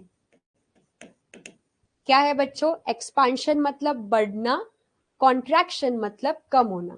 वापस से, एक्सपांशन मतलब बढ़ना, कॉन्ट्रैक्शन मतलब कम होना। तो अगर हम बोल रहे हैं एक्सपांशन ऑफ सप्लाई, मतलब सप्लाई क्या हो रहा है? बढ़ रहा है। मतलब क्या हुआ कि जो क्वांटिटी सप्लाई है ना, क्वांटिटी सप्लाई का क्या हो रहा है? वो बढ़ रहा है। इसमें क्वांटिटी सप्लाई बढ़ रहा है, ऊपर का साइन मतलब वो बढ़ रहा है ना? Yes, expansion means rise. क्या राइज? सप्लाई का राइज, सप्लाई बढ़ रहा है। ओके। और कॉन्ट्रैक्शन मतलब इसके अंदर क्वांटिटी सप्लाई कम हो रहा है, इसमें क्वांटिटी सप्लाई कम हो रहा है। लेकिन अब क्वेश्चन आता है, सप्लाई ऐसे ही हवा में तो बढ़ेगा नहीं, या ऐसे ही कम होगा नहीं। ये किसके वजह से बढ़ेगा या कम होगा? किसके वजह से बढ़ेगा या कम होगा? प्राइस के वजह से, प्राइस के वजह से। ठीक है। श्योर श्योर, आप विजय आप लेक्चर को देखते रहिए, आपको समझ में आता रहेगा। ठीक है। ओके। एक्सपांशन का मतलब होता है सप्लाई का बढ़ना। सप्लाई का मतलब होता है जब सेलर किसी भी गुड्स या सर्विसेज को बेचने के लिए रेडी रहता है। और एक्सपांशन का मतलब क्या होता है? जब सप्लाई बढ़ रहा है। सप्लाई किसके वजह से बढ़ रहा है? सप्लाई प्राइस के वजह से बढ़ रहा है। जब प्राइस बढ़ेगा तो सेलर सोचेगा चलो मैं और क्वांटिटी बेचता हूं ताकि मुझे प्रॉफिट हो। ठीक है। ओके। और कॉन्ट्रैक्शन का मतलब क्या होता है? सप्लाई का कम होना। सप्लाई कम कब होता है? जब सेलर के हिसाब से प्राइस क्या हो रहा है? कम हो रहा है। मतलब जब प्राइस कम होता है तो सप्लाई क्या होता है? वो भी कम हो जाता है, बिकॉज सेलर को लगता है कि कम प्राइस में मुझे प्रॉफिट इतना ज्यादा नहीं होगा, तो हम क्वांटिटी क्या करेंगे? कम बेच देते हैं। मतलब अगर मैं इसको शॉर्ट में बोलूं तो यहाँ पे क्या है? Higher the price higher the supply. यहाँ पे क्या है? Lower the price lower the supply. वापस बोल रही हूँ, यहाँ पे क्या है? Higher the price higher the supply. और यहाँ पे क्या है? Lower the price lower the supply. बाकी सारे फैक्टर्स को इन्होंने कंसिडर नहीं किया है, तो यहाँ पे याद रखना है, other factors remain constant, other factors remain। Other factor मतलब यहाँ पे प्राइस के अलावा आपको कुछ भी नहीं देखना है। यहाँ पे आपको सिर्फ ये समझना है कि सप्लाई अगर बढ़ेगा तो प्राइस के वजह से, सप्लाई अगर कम होगा तो प्राइस के वजह से। ठीक है। इसी को ही हम बोलते हैं expansion of supply, contraction of supply. ठीक है। अब इसका हम ग्राफ बनाते हैं। पीछे का आपको जो भी कवर करना है विजय, वो आप हमारे रिकॉर्डेड लेक्चर्स देख सकते हो, उसमें मैंने आपको सारे इकोनॉमिक्स के कॉन्सेप्ट सिखा के रखे हैं, तो आप वो देख सकते हो। ठीक है। तो चलो अब हम इन दोनों के ग्राफ बनाते हैं, एक्सपांशन का ग्राफ और कॉन्ट्रैक्शन का ग्राफ। आप भी साथ साथ में बना सकते हैं आप सब। ठीक है। तो चलो अब हम बनाते हैं इनके ग्राफ। ठीक है। तो यहाँ पे मैं पहले एक्सपांशन का ग्राफ बना रही हूँ, ध्यान से देखना। ये देखो, ये मेरा, ये जो स्टैंडिंग लाइन है ना, ये स्टैंडिंग लाइन को हम बोलते हैं वाई एक्सिस। ये क्या होता है बच्चों? Y axis. और ये जो है ना, इसको हम बोलते हैं एक्स एक्सिस। ठीक है। वाई एक्सिस में हम क्या मेजर कर रहे हैं? प्राइस। यस, वेरी गुड, अभी तक तो ये आपको पता हो जाना चाहिए। और एक्स एक्सिस में हम मेजर करते हैं क्वांटिटी सप्लाई। क्या मेजर करोगे? Quantity supply. वापस से वाई एक्सिस में क्या आता है? प्राइस, और एक्स एक्सिस में क्या आएगा? Quantity supply. अब इसको स्टार्ट कैसे करना है, तो ध्यान से देखना, मैं इसको रेड इंक से कर रही हूं, तो ध्यान से समझना, ठीक है। यहाँ पे पहले प्राइस पे कोई भी पॉइंट पे आपकी मर्जी से यहाँ पे ले लो पी। यहाँ पे हमने क्या ले लिया? पी ले लिया। और इसी जगह पे कोई भी पॉइंट पे यहाँ पे ले लो क्यू। इसका मतलब क्या हुआ कि, और इसको ज्वाइन कर दो। आप भी साथ साथ में कर सकते हैं। इतने प्राइस पे इतना सेलर बेच रहा है, ऐसा समझो कि इतने प्राइस पे इतना सेलर क्या कर रहा है? बेच रहा है, ठीक है। अब हमें क्या दिखाना है? अब हमें एक्सपांशन दिखाना है। क्या दिखाना है? एक्सपांशन। एक्सपांशन का मतलब क्या होता है? सप्लाई का बढ़ना। सप्लाई बढ़ता कब है? जब प्राइस क्या होता है? बढ़ता है। तो चलो, प्राइस को बढ़ाना है मुझे। प्राइस को क्या करना है? बढ़ाना है। प्राइस को बढ़ाना है मतलब इसके ऊपर, पी ऊपर जाएगा, तो पी से ऊपर करो, P1। प्राइस ऊपर गया, प्राइस ऊपर गया, सप्लाई भी बढ़ रहा है। सप्लाई बढ़ेगा मतलब लेफ्ट या राइट, कभी भी कोई चीज बढ़ती है तो या तो ऊपर या तो राइट में, तो यहां से उसको राइट में क्या कर दो? शिफ्ट। समझा? प्राइस बढ़ा, सप्लाई भी बढ़ा, तो अब ये क्या हो रहा है? ये नया लाइन आप ज्वाइन करोगे, देखो ऐसे। ये मैंने यहाँ पे डॉटेड लाइंस बनाए हैं, तो ये देखो, ये दिख रहा है। ये आपका ओरिजिनल पी क्यू था, ये आपका P1 Q1 हो गया। अब इसको ऐसे ज्वाइन करके ऐसे लिख कर दो। समझा? एक ये पॉइंट हो गया ए, एक ये पॉइंट हो गया बी। क्या है ये? इसको बोलेंगे हम लोग अपवर्ड मूवमेंट। क्या बोलोगे आप लोग इसको? Upward movement. इसमें मूवमेंट हो रहा है ए से बी में, ठीक है। ओके, क्लियर है आपको यहां तक? ठीक है, आई होप आपको ये समझा होगा। किसको भी अगर नहीं समझा है तो आप पूछ सकते हो, ठीक है।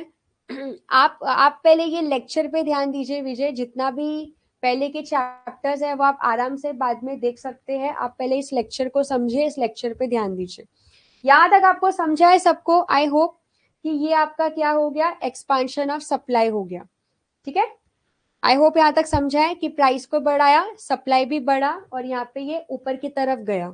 अपवर्ड स्लोपिंग है, एंड इसमें मूवमेंट कैसा होगा? Upward movement. अगर समझ गया है तो जल्दी से थम्स अप कि ये आपका क्या हो गया? एक्सपांशन ऑफ सप्लाई, ठीक है। ओके, अब हम आते हैं कॉन्ट्रैक्शन ऑफ सप्लाई का ग्राफ बना रहे हैं। चलो, let's prepare contraction of supply, ठीक है। सो चलो, कॉन्ट्रैक्शन ऑफ सप्लाई भी आपको ऐसे ही बनाना है। ये आपका वापस से यहाँ पे आप बनाओगे वाई एक्सिस, ठीक है, और यहाँ पे आप बनाओगे एक्स एक्सिस, ठीक है। एक्स एक्सिस में आप लिखोगे वापस से क्वांटिटी सप्लाई, ठीक है, और वाई एक्सिस में वापस से यहाँ पे आ जाएगा प्राइस। तो चलो, वापस से हम पॉइंट्स को ज्वाइन करते हैं। पहले यहाँ पे कोई भी पॉइंट पे P ले लो, और यहाँ पे Q, और इसको ज्वाइन करो। ये आपका बेस लाइन है, ठीक है। ये आपका बेस लाइन हो गया। अब आपको कॉन्ट्रैक्शन दिखाना है। कॉन्ट्रैक्शन का मतलब होता है सप्लाई का कम करना, ठीक है। तो सप्लाई कम कब होता है? जब प्राइस भी कम होता है ना। सप्लाई में हमने सीखा था, जब प्राइस कम होगा तो सप्लाई भी क्या हो जाएगा? कम हो जाएगा। तो चलो, प्राइस को कम करते हैं। तो प्राइस कम मतलब नीचे की तरफ इसको लेके जाओ, P से P1। तो जब प्राइस कम हो रहा है तो सप्लाई भी क्या हो जाएगा? कम। चलो, सप्लाई को भी हम क्या करते? कम करते। कम मतलब अंदर की तरफ, ठीक है। तो चलो, ये आपका नया मैंने डॉटेड लाइंस बनाया है, अब इसको भी ज्वाइन कर दो। तो आप यहाँ पे देख सकते हो अपवर्ड स्लोपिंग है, लेकिन अब मूवमेंट कैसा हो रहा है? नीचे की तरफ मूव हो रहा है। ये ऊपर से नीचे की तरफ जा रहा है ना। ये ओरिजिनल वाला था, ये नया वाला है। तो अब इसमें जो मूवमेंट है वो कैसा मूवमेंट है? डाउनवर्ड मूवमेंट, क्योंकि इसमें जो मूवमेंट है वो ऊपर की तरफ है, ठीक है, और इसमें जो मूवमेंट है वो नीचे की तरफ है, ठीक है। क्लियर है आपको यहां तक? अब इसको आपको कैसे याद रखना है, बहुत बार कंफ्यूजन होता है कि मूवमेंट समझ में नहीं आते कि ऊपर की तरफ है या नीचे की तरफ है, तो इसको मैं आपको याद रखने का टेक्निक बता रही हूँ, ध्यान से समझना इसको आपको कैसे याद रखना है। मूवमेंट कितने बार हम नहीं समझ पाते कि ऊपर की तरफ लिखना है या नीचे की तरफ, तो आप हमेशा प्राइस का मूवमेंट देखो। अब ट्रिक बता रही हूँ, ध्यान से समझना। एक्सपांशन में प्राइस का मूवमेंट आपको क्या दिख रहा है, ऊपर की तरफ ना, ऊपर जा रहा है, तो इसमें मूवमेंट कैसा रहेगा, अपवर्ड मूवमेंट, ठीक है। कॉन्ट्रैक्शन में प्राइस का मूवमेंट कैसा होता है, नीचे, तो मूवमेंट कैसा रहेगा, नीचे जाएगा। क्लियर है? हमेशा प्राइस का मूवमेंट देखो। समझ में आ रहा है आपको किसका मूवमेंट देखना है, प्राइस का। प्राइस अगर आपको लग रहा है कि ऊपर जा रहा है सो अपवर्ड मूवमेंट, प्राइस अगर आपको लग रहा है नीचे जा रहा है तो डाउनवर्ड मूवमेंट। ओके, आई होप आपको समझ गया होगा यहां तक। ओके, सब लेक्चर पे ध्यान दीजिए। ओके, यहाँ पे आपका वेरिएशन इन सप्लाई खत्म होता है, ठीक है। वेरिएशन सप्लाई में आपको दो सीखना है, expansion of supply and contraction of supply. जिसको भी समझ गया है थम्स अप कीजिए, किसी को भी अगर कोई डाउट है तो आप पूछ सकते हैं। ठीक है, आगे बढ़ते हैं। ये हमारा वेरिएशन इन सप्लाई खत्म होता है। यहाँ पे upward movement, downward movement. Expansion का मतलब होता है सप्लाई का बढ़ना और कॉन्ट्रैक्शन का मतलब होता है सप्लाई का कम होना। विजय, अभी तक हमारे ये 4th चैप्टर चालू है, हमारा 2nd चैप्टर हो गया है, 3A 3B हो गया। अब हम चैप्टर नंबर 4 पे हैं, उसके बाद हम करेंगे chapter number 5 and then chapter number 1। तो ऐसे करके हमारे 1 to 5 पूरे खत्म हो जाएंगे, ठीक है। आगे बढ़ते हैं। ये हमारा वेरिएशन ऑफ सप्लाई हो गया। ये आपको डिस्टिंग्विश में आ सकता है, या आप डिस्टिंग्विश में आने के चांसेस हैं इसको, ठीक है। अब आगे बढ़ते हैं। नेक्स्ट जो कॉन्सेप्ट हम करने वाले हैं वो है चेंज इन सप्लाई। वो क्या है, चेंज इन सप्लाई, ठीक है। वेरिएशन का एकदम अपोजिट। चेंज इन सप्लाई क्या होता है, वेरिएशन का एकदम अपोजिट। वेरिएशन हमें क्या बोलता है कि सप्लाई में अगर चेंजेस आएगा तो वो सिर्फ प्राइस के वजह से, लेकिन चेंज इन सप्लाई ऐसा नहीं बोलता है। चेंज इन सप्लाई भी दो पार्ट में डिवाइडेड है। एक होता है इंक्रीज इन सप्लाई, एक क्या है, इंक्रीज इन सप्लाई, और दूसरा है डिक्रीज इन सप्लाई, ठीक है। सो इसमें अभी इंक्रीज डिक्रीज इन सप्लाई का मतलब क्या, इसमें आपको नाम से समझ में आ गया है। इंक्रीज इन सप्लाई मतलब क्वांटिटी सप्लाई का बढ़ना, नाम से ही लग रहा है।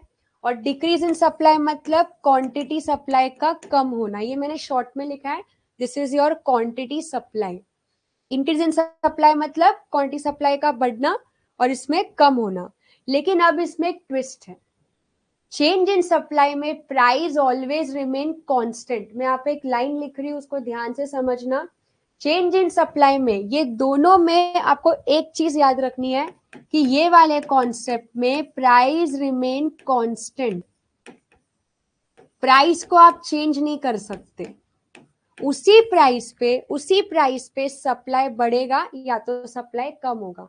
अब आपको क्वेश्चन आ रहा होगा ऐसे कैसे, उसी प्राइस पे सप्लाई कैसे बढ़ सकता है या कम हो सकता है। लेट्स से फॉर एग्जांपल आप बहुत अच्छी टेक्नोलॉजी यूज कर रहे हो, अच्छी टेक्नोलॉजी यूज करने के वजह से आप और ज्यादा एक्स्ट्रा प्रोडक्ट बनाने लग गए। प्राइस अभी भी वही है, लेकिन अच्छी टेक्नोलॉजी के वजह से अभी आप ज्यादा क्वांटिटी बेच रहे हो। या तो आपका खर्चा कम लग रहा है, प्रोडक्ट को बनाने के लिए आपका खर्चा कम लग रहा है, उस रीजन के वजह से आप ज्यादा क्वांटिटी बेच रहे हो। या तो फिर प्रोडक्ट बनाने का खर्चा आपका ज्यादा लग रहा है, ये रीजन के वजह से आप कम क्वांटिटी बेच रहे हो। प्राइस का इस पे कुछ भी फर्क नहीं पड़ रहा है। मतलब अदर फैक्टर्स के वजह से जब सप्लाई बढ़ता है या कम होता है उसको चेंज इन सप्लाई बोलते हैं। जब दूसरे फैक्टर के वजह से, दूसरा फैक्टर मतलब या तो टेक्नोलॉजी के वजह से है ना, या तो क्लाइमेटिक कंडीशंस की वजह से, या तो आपके खर्चे बहुत ज्यादा लग रहा है या कम लग रहा है, ये रीजन की वजह से जब सप्लाई बढ़ता है या कम होता है उसको चेंज इन सप्लाई बोलते हैं। मतलब इसमें लॉ तो नहीं है, क्योंकि प्राइस इसमें क्या हो गया, कांस्टेंट। प्राइस क्या हो गया, yes very good Sanjana, taxes के वजह से, सब्सिडीज के वजह से, ये सब रीजंस के वजह से जब सेलर का या तो सप्लाई बढ़ता है या तो सप्लाई कम होता है। आई होप आपको समझा होगा चेंज इन सप्लाई क्या होता है। इसके अंदर price will remain constant due to other factors, या तो सप्लाई बढ़ेगा या तो सप्लाई कम होगा। ओके, तो यहाँ पे आप ऐसे याद रख सकते हो, फेवरेबल चेंजेस, क्या लिखोगे आप यहाँ पे, favourable changes in other factors. Other factors में जब फेवरेबल चेंजेस है उस रीजन के वजह से आपका क्वांटिटी सप्लाई बढ़ रहा है, और यहां पे आप लिखोगे अनफेवरेबल चेंजेस। यहां पे क्या याद रखना है, unfavourable changes in other factors. Unfavourable changes के वजह से आपका क्वांटिटी सप्लाई क्या हो रहा है, कम हो रहा है। ठीक है, अब इसका ग्राफ बनाते हैं हम। चलो let's start with our graph. ठीक है, तो वापस से यहाँ पे हम एक लाइन बना देते हैं। ये हो गया आपका y एक्सिस, और यहाँ पे हम बना देते हैं x एक्सिस। ठीक है, y एक्सिस में हम मेजर करेंगे प्राइस, x एक्सिस में हम मेजर करेंगे क्वांटिटी सप्लाई। ठीक है, अब ये सब तो आपको याद हो गया रहेगा। ठीक है, अब हम आते हैं पॉइंट्स प्लॉट करते हैं। चलो वापस से यहाँ पे कोई भी पॉइंट पे P ले लो। ठीक है, और यहाँ पे कोई भी पॉइंट पे Q ले लो और इसको ज्वाइन कर दो। अब आपको क्या दिखाना है, इंक्रीज इन सप्लाई। क्या दिखाना है, इंक्रीज इन सप्लाई, लेकिन प्राइस को आप कुछ भी चेंज नहीं कर सकते हो। प्राइस को आप चेंज नहीं कर सकते हो, तो इसी प्राइस पे आपको सिर्फ सप्लाई को बढ़ाना है। बढ़ाना मतलब इसको बस आपको राइट में शिफ्ट करना है। ये मैंने क्या कर दिया, राइट में यहाँ पे इसको ऐसा शिफ्ट कर दिया, मतलब प्राइस यही है, इसी प्राइस पे बस आपका जो सप्लाई है ना वो बढ़ गया है। देखो प्राइस को ना मैंने ऊपर किया, प्राइस को ना मैंने नीचे किया, और फिर ऐसा कर्व बना।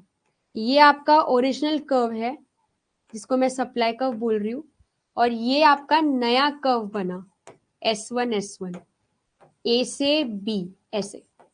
मतलब इसमें मूवमेंट नहीं हो रहा है, इसमें क्या हो रहा है, शिफ्ट। कैसा शिफ्ट है ये बच्चों, इसको हम लोग बोलेंगे राइटवर्ड शिफ्ट। ये राइट की तरफ क्या हो रहा है, कर्व शिफ्ट हो रहा है। ठीक है, सो इंक्रीज इन सप्लाई में राइट की तरफ कर्व आपका क्या हो रहा है, शिफ्ट हो रहा है। ये हो गया आपका इंक्रीज इन सप्लाई। चलो अब हम समझते हैं डिक्रीज इन सप्लाई। चलो वापस से मैं यहाँ पे एक्स एक्सिस और वाई एक्सिस बना रही हूँ। ये आपका वाई एक्सिस हो गया, ये आपका एक्स एक्सिस हो गया। आप लोग भी साथ साथ में इसको बनाते रहो। यहाँ पे हम लिखेंगे प्राइस, यहाँ पे हम लिखेंगे क्वांटिटी सप्लाई। ठीक है, चलो अब अपन इधर पॉइंट्स प्लॉट करते हैं। यहाँ पे वापस से कोई भी पॉइंट पे P Q और इसको कर दो ज्वाइन। ठीक है, अब हमें दिखाना है डिक्रीज इन सप्लाई। प्राइस वही रहेगा, बस सप्लाई को आप अंदर की तरफ शिफ्ट करो।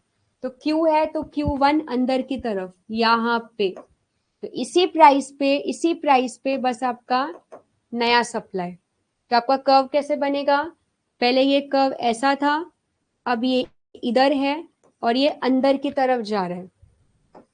तो ये आपका SS है, ये आपका S1 S1 है। तो हम लोग यहाँ पे क्या बोलेंगे कि ये कैसा शिफ्ट है, ये लेफ्टवर्ड शिफ्ट है। इसको हम क्या बोलेंगे, लेफ्टवर्ड शिफ्ट। यहाँ पे राइट की तरफ शिफ्ट हो रहा है, यहाँ पे लेफ्ट की तरफ शिफ्ट हो रहा है। इंक्रीज एंड डिक्रीज में शिफ्ट होते हैं, नया कर्व की तरफ हम शिफ्ट होते हैं। लेकिन अगर आप इसके पहले वाला देखोगे, इसमें ना मूवमेंट होता है, इसमें नया कर्व नहीं आता है, इसमें उसी कर्व पे बस क्या हो रहा है, मूवमेंट हो रहा है। सो यहाँ पे आपका variations in supply and change in supply खत्म होता है। आपको अगर समझा है तो एक थम्स अप कर दीजिए कि हाँ समझ गया है कि हमने एक बहुत बड़ा कॉन्सेप्ट यहाँ पे खत्म किया है, variations in supply and change in supply. ये कॉन्सेप्ट होने के बाद हमारा अभी सिर्फ एक कॉन्सेप्ट और बचा है ये चैप्टर का, फिर अपना ये चैप्टर पूरा खत्म होता है। यस, सबको समझा है यहाँ तक? हमने variations in supply and change in supply खत्म कर दिया। Okay, great. ओके, सो अब हम आते हैं अपने लास्ट कॉन्सेप्ट पे। वो लास्ट कॉन्सेप्ट बच्चों बहुत इंपॉर्टेंट कॉन्सेप्ट है, उसमें से आपको डिस्टिंग्विश आता है, 4 मार्क के ब्रीफ में आपके बोर्ड्स में आ सकता है। वापस बता रही हूँ, जो मैं आपको लास्ट आखिरी जो क्वेश्चन इस चैप्टर का बचा है वो आपको डिस्टिंग्विश में आ सकता है, वो आपको 4 मार्क के ब्रीफ में आ सकता है। ठीक है, सो मैं अभी आपके टेक्स्ट बुक पे आ रही हूँ। ग्राफ वाला सारा कॉन्सेप्ट आपका खत्म होता है, जितना भी ग्राफ बनाना था वो सब हो गया, लॉ हो गया, वेरिएशंस हो गए, चेंज हो गया, सब हो गया। ठीक है, अब हम अपने आखिरी आंसर पे आ रहे हैं और वो आपको टेक्स्ट बुक से मैं आपको बता देती हूँ। ये रहा आपका टेक्स्ट बुक। ठीक है, यहाँ पे अपना ये एक्सपांशन कॉन्ट्रैक्शन हो गया, ये अपना इंक्रीज इन सप्लाई हो गया। ठीक है, और यहाँ पे अपना डिक्रीज इन सप्लाई हो गया। अब ये वाले कॉन्सेप्ट को वेरी वेरी इंपॉर्टेंट कर दो। ये है आपका concept of cost and revenue. इस पे आपको डिस्टिंग्विश आ सकता है, इस पे आपको 4 मार्क का ब्रीफ आ सकता है। वेरी इंपॉर्टेंट बच्चों, इसको आप स्टार मार्क कर दो, ये आपको एग्जाम में आ सकता है। ओके, ध्यान से समझना है, पूरा थियोरी कॉन्सेप्ट है, बिल्कुल भी इसमें ग्राफ नहीं है। ये आपको सिर्फ कॉन्सेप्ट को समझना है और इसमें फॉर्मूलाज है। इसमें क्या है? फॉर्मूलाज। ठीक है, चलो सब लोग हैं साथ में वीडियो में और सब अच्छे से देख पा रहे हैं आई सपोज। ठीक है, फर्स्ट आते हैं कॉस्ट कॉन्सेप्ट। ठीक है, कॉस्ट का मतलब होता है खर्चा। कॉस्ट का मतलब क्या होता है? खर्चा, हिंदी में लिखा है मैंने। ठीक है, खर्चा, किसका खर्चा? सेलर का खर्चा। सेलर को प्रोडक्ट बनाने में कितना खर्चा लग रहा है उसको मैं क्या बोलूंगी? Cost, expense. सिंपल लैंग्वेज में हम बोले तो, लेकिन किसका एक्सपेंस? कंज्यूमर का या सेलर का? सेलर का। अपन यहाँ पे सेलर की बात कर रहे हैं। और सेलर का कौन सा एक्सपेंस? प्रोडक्ट को बनाने का जो भी उनका खर्चा लगता है। ठीक है, अभी आपका जो कोई भी खर्चा ले लो, जैसे मटेरियल का खर्चा, लेबर का खर्चा, वर्कर का खर्चा, लाइट इलेक्ट्रिसिटी का खर्चा, उसके अलावा और भी बहुत सारे होते हैं, रिफ्रेशमेंट, मशीन, ये सारे खर्चे क्या है? कॉस्ट है ना। अभी जो कॉस्ट है वो 3 टाइप में डिवाइडेड है। Yes, production expenses, very good. अभी आप यहाँ पे देख सकते हो कॉस्ट आपके 3 पार्ट में डिवाइडेड है। सबसे पहला कॉस्ट आप यहाँ पे देख सकते हो होता है टोटल कॉस्ट। सबसे पहला कॉस्ट कौन सा है बच्चों? Total cost. अब ये टोटल कॉस्ट होता क्या है? यहाँ पे आप देख सकते हो टीसी करके लिखा हुआ है, टोटल कॉस्ट। नाम से ही लग रहा है, टोटल कॉस्ट का मतलब होता है टोटल मिला के आपका कितना खर्चा प्रोडक्ट को बनाने का लगा। आपने समझो फॉर एग्जाम्पल 100 पेन बनाए, कितना बनाया? 100 पेन। 100 पेन बनाने का टोटल खर्चा कितना लगा, वो होता है total cost. So what is the formula for total cost? So you can see over here, total cost is the sum of, sum का मतलब होता है add, किन दोनों को आप ऐड करते हो? Total fixed cost and total variable cost. जब हम फिक्स्ड कॉस्ट और वेरिएबल कॉस्ट को ऐड करते हैं तो हमें क्या मिलता है? Total cost. अब आपको क्वेश्चन आ रहा होगा कि फिक्स्ड कॉस्ट और वेरिएबल कॉस्ट में क्या फर्क है? फिक्स कॉस्ट का मतलब होता है ऐसा खर्चा जो फिक्स रहता है। जैसे हमने मशीन खरीदा तो मशीन का खर्चा एक फिक्स हो गया। जैसे हम रेंट भरते उसका खर्चा क्या हो गया? फिक्स हो गया। फिक्स का मतलब क्या होता है कि ये खर्चा आपका बार बार चेंज नहीं होता है, एक बार जो फिक्स हो गया वही चलता रहता है। और दूसरा होता है एस, लैंड एंड बिल्डिंग का खर्चा, वेरी गुड। दूसरा होता है वेरिएबल कॉस्ट। वेरिएबल कॉस्ट का मतलब क्या होता है? ऐसे खर्चे जो आपके बदलते रहते हैं। जैसे इलेक्ट्रिसिटी का बिल हर महीना सेम थोड़ी आता है, हर महीना अलग आता है। इसके अलावा वर्कर का खर्चा, रॉ मटेरियल का खर्चा, ठीक है। तो इसको हम लोग क्या बोलेंगे, ये होता है आपका total fixed cost and total variable cost, ठीक है। तो जब आप टोटल फिक्स्ड कॉस्ट, टीएफसी का मतलब होता है टोटल फिक्स्ड कॉस्ट और टीवीसी का मतलब होता है टोटल वेरिएबल कॉस्ट, तो जब आप इन दोनों को ऐड कर देते हो तो आपको मिल जाता है total cost. Okay, so total cost is equals to total fixed cost plus total variable cost, ठीक है। बस इसको फिर ये जो शॉर्ट फॉर्म में फॉर्मूला लिखा है इसको इन लोग ने फुल फॉर्म में लिखा है और ये टोटल फिक्स्ड कॉस्ट का मीनिंग दिया है यहाँ पे कि those expenses which incurred on fixed factor. Example देख लो यहाँ पे आप, लैंड, ये सब इसके एग्जाम्पल्स है बच्चों, लैंड, मशीनरी। और वेरिएबल का एग्जाम्पल क्या लिखोगे आप, पावर, फ्यूल, मटेरियल, ऐसे खर्चे जो फिक्स नहीं रहते, जो हर महीना फिक्स नहीं है। आज 500 लग रहा है तो अगले महीने 1000 भी लग सकता है, उसको बोलते हैं वेरिएबल खर्चा। तो जब फिक्स खर्चा और वेरिएबल खर्चे को ऐड कर दोगे तो हमारा क्या मिल जाएगा, हमें टोटल खर्चा मिल जाएगा कि ये सेलर का टोटल खर्चा है। ओके, आई होप यहां तक आपको समझ गया होगा। अब आते हैं टोटल कॉस्ट के बाद आपका जो नेक्स्ट कॉन्सेप्ट है वो है आपका एवरेज कॉस्ट। क्या है, एवरेज कॉस्ट। एवरेज कॉस्ट को बोलते हैं एसी। एवरेज कॉस्ट को आप क्या बोलोगे, AC. What is average cost? Average cost का मतलब होता है एक प्रोडक्ट को बनाने का खर्चा कितना लगा। एवरेज का मतलब क्या होता है, एक प्रोडक्ट को बनाने का खर्चा कितना लगा। मतलब मैं बना रही हूं 100 पेन, लेकिन एक पेन को बनाने का खर्चा कितना, उसको हम लोग क्या बोलेंगे, एवरेज कॉस्ट। समझ में आ रहा है? एवरेज में हम टोटल नहीं देखते कि टोटल कितना बन रहा है, एक का कितना।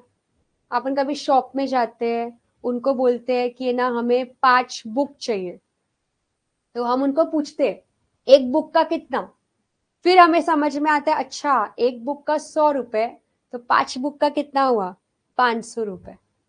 ऐसे ही करते ना हम लोग। सो इसके लिए एवरेज कॉस्ट का फॉर्मूला भी कैसे होता है, देखो बच्चों यहाँ पे दिया है। टीसी का मतलब होता है टोटल कॉस्ट। टोटल कॉस्ट को डिवाइड करने का टोटल क्वांटिटी से, तो आपको एक प्रोडक्ट को बनाने का खर्चा मिल जाएगा कि एक प्रोडक्ट को बनाने का खर्चा इतना है। एग्जाम्पल भी दिया है, आप यहाँ पे एग्जाम्पल से भी समझ सकते हैं। ये देखो, ये इसका एग्जाम्पल है। If the total cost of production of 40 units of commodity is 800, 40 unit को बनाने का खर्चा है टोटल मिला के 800 रुपए। क्या बोला है यहाँ पे, 40 यूनिट को बनाने का, 40 यूनिट, यूनिट में आप कुछ भी ले सकते हो, पेन ले लो, पेंसिल ले लो, कुछ भी एग्जाम्पल के तौर पे। तो 40 यूनिट्स को बनाने का कितना टोटल खर्चा लग रहा है, 800। आपको फाइंड करना है कि एक का कितना, तो एक के लिए क्या करने का, डिवाइड। तो आप 800 को क्या करोगे, 40 से डिवाइड करोगे, तो कितना आएगा आंसर, 20। मतलब एक प्रोडक्ट को बनाने का खर्चा कितना लग रहा है सेलर का, 20 रुपए। ओके, तो एवरेज कॉस्ट से आपको ये पता चलता है कि एक प्रोडक्ट को बनाने का आपका टोटल एक्सपेंस कितना लग रहा है, ठीक है। टोटल मतलब पूरा मिला के आपका कितना खर्चा लग रहा है, सब कुछ मिला के कितना खर्चा। एवरेज का मतलब होता है एक प्रोडक्ट को बनाने का खर्चा कितना लग रहा है, ठीक है। तीसरा आते हैं, तीसरा होता है आपका मार्जिनल कॉस्ट। ये आप देख सकते हो, ये आपका क्या है, मार्जिनल कॉस्ट। शॉर्ट में आप इसको बोलोगे एमसी, मार्जिनल कॉस्ट। मार्जिनल का मतलब होता है एडिशनल। मार्जिनल का मतलब क्या होता है, एडिशनल। अब ये एडिशनल मतलब क्या, चलो ऐसे समझते हैं। मैंने पहले 10 पेन बनाया, टोटल मिला के मैंने कितना बनाया, 10 पेन बनाया। 10 पेन को बनाने का मेरा खर्चा लगा समझो 100 रुपए। ओके, अब मैंने टोटल बनाया, लेट से फॉर एग्जाम्पल 15 पेन। अब मेरा टोटल हो गया 15। तो मुझे बताओ मैंने कितना पेन एक्स्ट्रा बनाया, 10 से 15 कितना पेन एक्स्ट्रा बना, 5। 5 पेन क्या बने, एक्स्ट्रा। तो वो जो एक्स्ट्रा पेन बनाया ना मैंने 5, तो वो एक्स्ट्रा पेन का खर्चा कितना, उसको हम लोग क्या बोलते हैं, मार्जिनल कॉस्ट। मार्जिनल का मतलब होता है कि जो भी मेरा खर्चा लग रहा है उस पे अगर मैं कुछ एक्स्ट्रा करती हूँ तो वो एक्स्ट्रा का खर्चा कितना हुआ, समझ में आ रहा है? ठीक है, सो मार्जिनल का मतलब क्या होता है, एक्स्ट्रा मेरा खर्चा कितना लग रहा है उस प्रोडक्ट को बनाने का। ठीक है, तो देखो इसका फॉर्मूला क्या है, यहाँ पे आप इसका फॉर्मूला देख सकते हो, ये इसका फॉर्मूला है TCN माइनस TCN माइनस 1। इसका मतलब क्या हुआ, आप इसको एक एग्जाम्पल से समझ सकते हो। ये देखो, ये इसका एग्जाम्पल है, क्या दिया है यहाँ पे एग्जाम्पल में, इफ प्रीवियस, प्रीवियस का मतलब होता है TCN माइनस 1, पहले खर्चा कितना था और अभी खर्चा कितना है, दोनों का जो डिफरेंस मिलेगा वो हो गया आपका marginal. TCN minus 1 formulas objectives में आ सकते हैं बट चांसेस थोड़ा कम ही है। ठीक है, ये आपको डिस्टिंग्विश के लिए मेजरली आना है, ये आपके सम्स वम्स में भी आने वाला नहीं है। ठीक है, okay. So previous total cost कितना है, 4 यूनिट का 200 रुपए, मतलब पहले 4 यूनिट को बनाने का खर्चा लग रहा था 200 रुपए। अब मैंने टोटल टोटल 5 यूनिट बनाया, टोटल 5 यूनिट का लग रहा है 250। तो अब मुझे बताओ एक्स्ट्रा कितना लगा, तो ये जो 250 है ना, ये है हमारा TCN। TCN मतलब अभी खर्चा कितना लग रहा है पहले से, तो अभी अपना खर्चा लग रहा है 250, पहले कितना लग रहा था 200, दोनों को माइनस करो तो एक्स्ट्रा मुझे कितना खर्चा करना पड़ रहा है, 50 रुपए। वेरी गुड, एक्स्ट्रा खर्चा कितना करना पड़ रहा है, 50 रुपए। ओके, तो ये आपको 2-2 मार्क के लिए आ सकता है, आइडेंटिफाई द कॉन्सेप्ट। 4 मार्क का पूरा आंसर आ सकता है ये पूरा, तो आपको फॉर्मूला के साथ पूरा ये आंसर लिखना होगा। ठीक है, तो यहाँ पे आपका कॉस्ट कॉन्सेप्ट खत्म होता है, ये है आपका कॉस्ट कॉन्सेप्ट। कॉस्ट कॉन्सेप्ट में क्या क्या आएगा, total cost, average cost, marginal cost, ये आपका कॉस्ट हो गया। लास्ट कॉन्सेप्ट आते हैं, ये चैप्टर का लास्ट कॉन्सेप्ट है, फिर अपना ये चैप्टर क्या हो जाएगा, खत्म हो जाएगा। ठीक है, तो चलो नेक्स्ट कॉन्सेप्ट पे आते हैं। जैसे कि कॉस्ट होता है वैसे ही सेलर का रेवेन्यू भी होता है। कॉस्ट का मतलब होता है खर्चा, तो सेलर का कुछ रेवेन्यू भी तो होगा ना। रेवेन्यू का मतलब होता है सेलर की इनकम, रेवेन्यू का मतलब होता है सेलर की इनकम। इनकम मतलब प्रोडक्ट को इतना बनाया, उस पर इतना खर्चा किया, अब उसको हम बेचेंगे, तो प्रोडक्ट को जब बेचा तो उससे कितना रेवेन्यू जनरेट हुआ, उससे कितना पैसा आया, उसको हम लोग क्या बोलते हैं, रेवेन्यू कॉन्सेप्ट। ठीक है, रेवेन्यू भी आपका 3 पार्ट में डिवाइडेड है, देख सकते हो आप यहाँ पे। एक है टोटल रेवेन्यू, सेम जैसे टोटल खर्चा होता है वैसे ही टोटल रेवेन्यू। तो टोटल रेवेन्यू आपको कैसे मिलेगा, जब आप प्राइस को क्वांटिटी से मल्टीप्लाई करोगे, प्राइस को क्वांटिटी से क्या करोगे, मल्टीप्लाई, कितने प्राइस पे आप ये क्वांटिटी क्या कर रहे हो, बेच रहे हो, क्वांटिटी बेच रहे हो।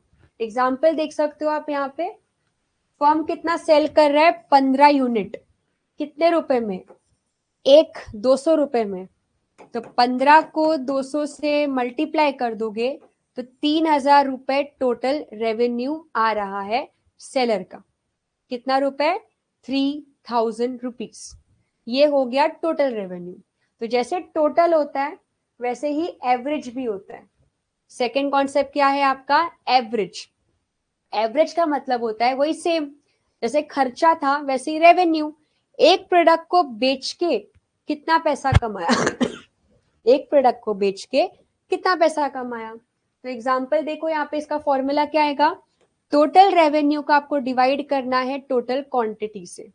सेम जैसे हम कॉस्ट में लिख रहे थे ना, वैसे ही आपको बस रेवेन्यू में लिखना है, कॉस्ट के जगह पे रेवेन्यू आ जाएगा। ठीक है, तो इसका भी आप एग्जाम्पल देख सकते हो। टोटल रेवेन्यू है 15 यूनिट पे कितना, 3000, 3000 क्या है टोटल। मुझे निकालना है एवरेज, मतलब एक प्रोडक्ट पे कितना, तो हम क्या करेंगे, 3000 को 15 से डिवाइड, तो डिवाइड करके मुझे कितना मिलेगा कि एक प्रोडक्ट को बेच के मुझे कितना मिल रहा है, 200 रुपए। एक प्रोडक्ट का कितना, 200 रुपए। समझ में आया? यस, स्मार्ट कोड भी बना दिया इन्होंने, ATM, very good. Average, total, marginal, very good Sanjana, इसका आपको स्मार्ट कोड भी मिल गया है साथ ही में। ATM, average, total, marginal, very good. Next आते हैं, जो लास्ट कॉन्सेप्ट है that is marginal revenue. Yes, अभी आपको समझ गया होगा, जैसे मार्जिनल कॉस्ट था कि एक्स्ट्रा प्रोडक्ट बनाने का खर्चा कितना, वैसे ही मार्जिनल रेवेन्यू का मतलब क्या हुआ, एक्स्ट्रा प्रोडक्ट जब मैंने बेचा उससे मुझे कितना पैसा आया। लेट्स से फॉर एग्जांपल, पहले मैंने 500 का टोटल बेचा, अब मैंने फिलहाल के लिए समझो लेट्स से फॉर एग्जांपल 600 का बेच लिया टोटल, तो एक्स्ट्रा कितना रेवेन्यू हुआ, 100 रुपए का मेरा एक्स्ट्रा क्या हो गया, रेवेन्यू हो गया। तो इसका भी जब हम फॉर्मूला लिखेंगे तो कैसे लिखेंगे, इसका फॉर्मूला भी कैसे आएगा, T R N minus T R N minus one. N minus one का मतलब होता है कि पहले कितना रेवेन्यू था, प्रीवियस, इसका मतलब होता है अभी करंट कितना रेवेन्यू है। तो दोनों का जब हम डिफरेंस निकाल देंगे तो हमें कॉन्सेप्ट मिल जाएगा। देखो इसका आप एग्जाम्पल पे आ जाओ, ये इसका एग्जाम्पल है, ये देखो, if the previous total revenue from the sale of 20 tables, जब हमने 20 टेबल्स बेचा तो उसका कितना रेवेन्यू था, 4000 रुपए। 20 टेबल्स का कितना था, 4000। अब हम 21 टेबल्स बेचे हैं टोटल, 20 के बाद अब मेरा टोटल कितना हो गया, 21 हो गया। 21 टेबल का कितना है, 4200। तो कितना एक्स्ट्रा हुआ, आपको देख के समझ में आ गया रहेगा एक्स्ट्रा कितना हुआ। 4200 मैं अभी बेच रही हूँ, टोटल मिला के 4200 का, पहले कितना था, 4000। तो मुझे एक्स्ट्रा रेवेन्यू के लिए दोनों को मैं क्या कर दूंगी, माइनस। तो मैं 200 रुपए एक टेबल से कमा रही हूँ। एक टेबल नहीं, एक्स्ट्रा टेबल, लाइक ऐसा बोल सकते हो कि एक्स्ट्रा मैंने कितना कमाया, मैंने 200 रुपए एक्स्ट्रा कमाया।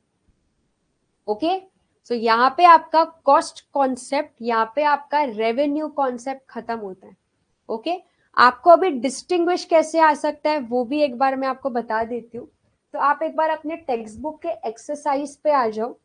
ये आपका पहले तो ये तो आपका एमसीक्यूज हो गए बच्चों, ये आपके एमसीक्यूज हो गए।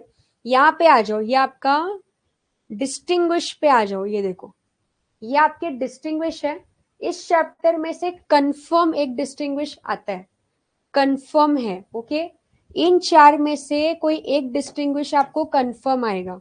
स्टॉक एंड सप्लाई जो मैंने इसके पहले वाले लेक्चर में आपको बता दिया है, एक्सपांशन एंड इंक्रीज जो इस लेक्चर में मैंने आपको बताया है, कॉन्ट्रैक्शन एंड डिक्रीज ये भी इसी लेक्चर का है। और एक आप यहाँ पे देख सकते हो बच्चों, average revenue and average cost जो अभी हमने सीखा। तो अभी इसका डिस्टिंग्विश आप कैसे बताओगे, पहले दोनों का आप मीनिंग लिखोगे। पहले देखो ध्यान से समझना, ये जितने भी डिस्टिंग्विश आप करोगे सबसे पहले आप ये डिस्टिंग्विश में मीनिंग लिखोगे। इन सब का क्या लिखोगे, मीनिंग। सेकेंड पॉइंट में देखो, अभी अगर समझो किसी भी डिस्टिंग्विश में आपको लग रहा है कि ग्राफ है, जैसे अभी इसमें एक्सपांशन और इंक्रीज में ग्राफ है, और अगर आपको ग्राफ अच्छे से आता है तो आप डिस्टिंग्विश में ग्राफ बना सकते हो, चलेगा। ठीक है, आपको डिस्टिंग्विश में टोटल 3 पॉइंट्स लिखने हैं। कितने पॉइंट्स लिखने हैं, मैक्सिमम से मैक्सिमम 3 पॉइंट। 3 पॉइंट से ज्यादा मत लिखना, बिकॉज आपका एक डिस्टिंग्विश 2 मार्क के लिए ही आता है। एक डिस्टिंग्विश 2 मार्क के लिए ही आता है। तो इसमें से एक डिस्टिंग्विश आपको कंफर्म आएगा, कंफर्म। तो ये आपको बहुत ही अच्छे से पढ़ना है। ओके, ठीक है, आई होप आपको समझा होगा कि आपको डिस्टिंग्विश कैसे लिखना है। अगर किसी डिस्टिंग्विश में आपको लग रहा है कि आप ग्राफ बना सकते हो, आप ग्राफ बना लो। अगर आपको लग रहा है कि मुझे ग्राफ नहीं बनाना है, आप एक्सप्लेन कर लो खाली। पहले आप मीनिंग लिख लो। सेकेंड पॉइंट में ये लिख लो कि एक्सपांशन ऑफ सप्लाई में कैसा मूवमेंट होता है। तो एक्सपांशन में मूवमेंट होता है अपवर्ड, और इंक्रीज ऐसा भी लिख सकते हो कि एक्सपांशन में मूवमेंट होता है, एक्सपांशन में क्या होता है मूवमेंट, और इंक्रीज में क्या होता है शिफ्ट। हो गया। और तीसरा क्या लिखोगे, इसमें अपवर्ड मूवमेंट होता है और इसमें राइटवर्ड शिफ्ट होता है। डन, आपका डिस्टिंग्विश खत्म। ठीक है, तो ये आपके कुछ डिस्टिंग्विश हो गए। ये आपका 8 मार्क का आप यहाँ पे आंसर देख सकते हो, question number 7, state and explain law of supply. Very very important, ये लास्ट ईयर आपके बोर्ड्स में आया था, अभी वापस से आ सकता है। ये आपका 4 मार्क का आंसर हो गया बच्चों। ये देखो, आंसर द फॉलोइंग क्वेश्चन, जहाँ पे total cost and total revenue पूछा है, एंड दूसरा पूछा है determinants of supply. Determinants of supply मैंने आपको बताया था, प्राइस, टेक्नोलॉजी, वो सब लास्ट लेक्चर में मैंने आपको बताया था, वही सब फैक्टर्स आपको इसमें लिखना है। ठीक है, चलो अभी थोड़ा सा हम ये सीखते हैं, study the table and answer the following. ठीक है, यहाँ पे आपको मार्केट सप्लाई दिया है। मार्केट सप्लाई क्या होता है, जब हम सारे सप्लाई को ऐड कर देते हैं। ठीक है, थोड़ा इस पे आ जाते हैं। मार्केट सप्लाई का मतलब क्या होता है, जब हम ये सारे सप्लाई को क्या कर देते हैं, ऐड करते हैं, like A plus B plus C, तो आपको मार्केट सप्लाई मिलता है। ओके, सिंपल मैथ्स करना है आपको इसमें। जैसे अभी इसमें मार्केट सप्लाई दिया हुआ है, ठीक है, आपको इसमें से, और बी और सी का दिया हुआ है, आपके पास ए नहीं है, तो सिंपल मैथ्स हम कैसे करेंगे, मेरे पास ए नहीं है बट मेरे पास बी है और मेरे पास सी है, और इसका टोटल दिया हुआ है मेरे को 100। तो अब मैं क्या करूंगी, ए फाइंड करने के लिए 100 में से 20 और 45 को कर देंगे माइनस, तो आपको किसका आंसर मिल जाएगा, ए का। यस, आंसर आ भी गया है। वेरी गुड संजना, संस्कृति, 35। Very good. सेकेंड वाले पे आ जाओ। सेकेंड वाले में आपको मार्केट सप्लाई फाइंड करना है, तो आप ये तीनों को अभी सिर्फ ऐड करोगे, 37 प्लस 30 प्लस 45। चलो बताओ कितना होगा इसका, इसको अपने को सिर्फ ऐड करना है, 37 प्लस 30 प्लस 45। यस, जल्दी जल्दी इसका आंसर आना चाहिए। 37 प्लस 30 प्लस 45, तो इसका आंसर कितना आएगा। यस, वेरी गुड संजना, 112 इसका आंसर आएगा। चलो थर्ड वाले का बताओ। अब इसमें मार्केट सप्लाई दिया हुआ है, सी का वैल्यू दिया हुआ है, ए का वैल्यू दिया हुआ है, बी फाइंड करना है। तो अब इसमें क्या करोगे, 135 में से अब ये माइनस करोगे, 55 माइनस करोगे और 40 माइनस करोगे। चलो बताओ इसका आंसर कितना आएगा। 135 में से क्या करोगे, 55 माइनस करोगे और 40। यस, कितना आया आंसर इसका, 40। ठीक है ठीक है, लास्ट आते हैं, फोर्थ वाला भी आपको ऐसे ही करना है। 1 सेकेंड, 60 कैसे आया आप लोगों का, 135 में से आपने 40 और 55 माइनस कर रहे हो, 40 आएगा आंसर। वापस से सब्ट्रैक्ट करो इसको। फोर्थ वाले में भी आपको सब्ट्रैक्ट ही करना है, बिकॉज टोटल देके रखा है 154, तो टोटल में से इनको माइनस करो, 44 और 50। चलो माइनस करो, फाइनल वाला आंसर क्या है, 154 में से 44 और 50। यस, इसका आंसर 60 आएगा। वेरी गुड, समझ में आया। ये आपका 4 मार्क का आंसर है। आप लोग के बुक में 155 वैल्यू है। ओके, ठीक है, कोई बात नहीं, जो भी वैल्यू आप लोगों के बुक में है आप वो वैल्यू से सॉल्व करो। मेजरली ये करना कैसे है आपको ये आना चाहिए। कोई बात नहीं, चलेगा। अगर आपके बुक में 155 है तो आप 155 के अकॉर्डिंग करो। एट दी एंड बोर्ड्स में आपको तरीका सीखना है कि कैसे किया है। ओके, अब इसका क्वेश्चन रीड करना है। क्वेश्चन क्या बोला है, complete the quantity of supply, मतलब ये जो बॉक्स है ना, ये बॉक्स बस आपको फिल करना है कैलकुलेशन करके। और सेकेंड बोला है हमें मार्केट सप्लाई का कर्व बनाना है। कर्व आई थिंक सो आपको अभी पता होगा कैसे बनाओगे कर्व।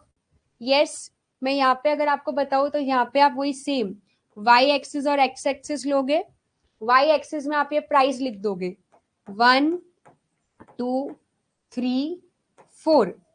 और अभी जब एक्स एक्सिस बनाओगे ना, तो एक्स एक्सिस में आपको ये वाला मार्केट सप्लाई है ना, ये मतलब आप कैसे बनाओगे, पहले ए का, फिर बी का, फिर सी का, ऐसे करके इसका टोटल, ये आपके ऐसे कर्व बनेंगे।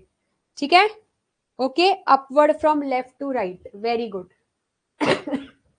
चलो नेक्स्ट, इसमें आपको सप्लाई शेड्यूल है। चलो ये तो बहुत ही इजी है बच्चों, ये मुझे बताओ ये आप कैसे सॉल्व करोगे। यस, 10, 50, 20, 25, 30, 35, 40, प्राइस बढ़ रहा है, तो जब प्राइस बढ़ता है तो सप्लाई भी क्या होता है, बढ़ता है। तो 200 है, तो डिफरेंस 50-50 का आप देख सकते हो, तो कैसे आएगा, 200, 250, 300, 350, 400, 450, 500। कैसे मालूम पड़ा 50-50 का डिफरेंस है, तो यहाँ पे आप देख सकते हो ये 50-50 का डिफरेंसेस यहाँ पे बनाया हुआ है। इसका क्वेश्चन देख लो, यहाँ पे बोला है कंप्लीट दी अबव शेड्यूल। आपको डायग्राम बनाना है, डायग्राम बनाना तो आपको आता ही रहेगा, सेम वाई एक्सिस और एक्स एक्सिस का आपको ग्राफ बनाना है। अभी इसमें आपको ये भी बताना है कि इनका रिलेशनशिप क्या है। तो प्राइस एंड क्वांटिटी सप्लाई का रिलेशन कैसा होता है, ये भी मैंने आपको लॉ में सिखाया था। There is a direct relationship between price and quantity supply. कैसा रिलेशनशिप है, direct relationship between price and quantity supplied. ठीक है, तो ये आपके कुछ स्टडी द फॉलोइंग टेबल है एंड आंसर द फॉलोइंग है। ठीक है, आप थोड़े से एमसीक्यू सॉल्व कर लेते हैं, एक फाइनल, फिर अपना चैप्टर पूरा डन। चलो कंप्लीट द कोरिलेशन करते हैं। अब देखते हैं आप लोगों को कितना आता है, कितना आप समझ गए हो। ठीक है चलो, एक्सपांशन ऑफ सप्लाई में प्राइस बढ़ता है, expansion of supply price rises, तो कॉन्ट्रैक्शन ऑफ सप्लाई में क्या होगा। ये तो बहुत ट्रिकी क्वेश्चन है, इसका आंसर क्या आएगा, प्राइस फॉल्स, है ना। एक्सपांशन ऑफ सप्लाई में प्राइस अगर बढ़ता है तो कॉन्ट्रैक्शन ऑफ सप्लाई में क्या होगा, प्राइस कम होगा। ठीक है, नेक्स्ट आते हैं, टोटल रेवेन्यू का फॉर्मूला क्या है। एवरेज रेवेन्यू का फॉर्मूला तो देके रखा है, TR upon TQ। Total revenue का फॉर्मूला क्या होता है, प्राइस को जब हम क्वांटिटी से क्या करते हैं, मल्टीप्लाई। प्राइस, वेरी गुड वर्षा, वेरी गुड रितेश, संजना, सबके आंसर्स बहुत करेक्ट है।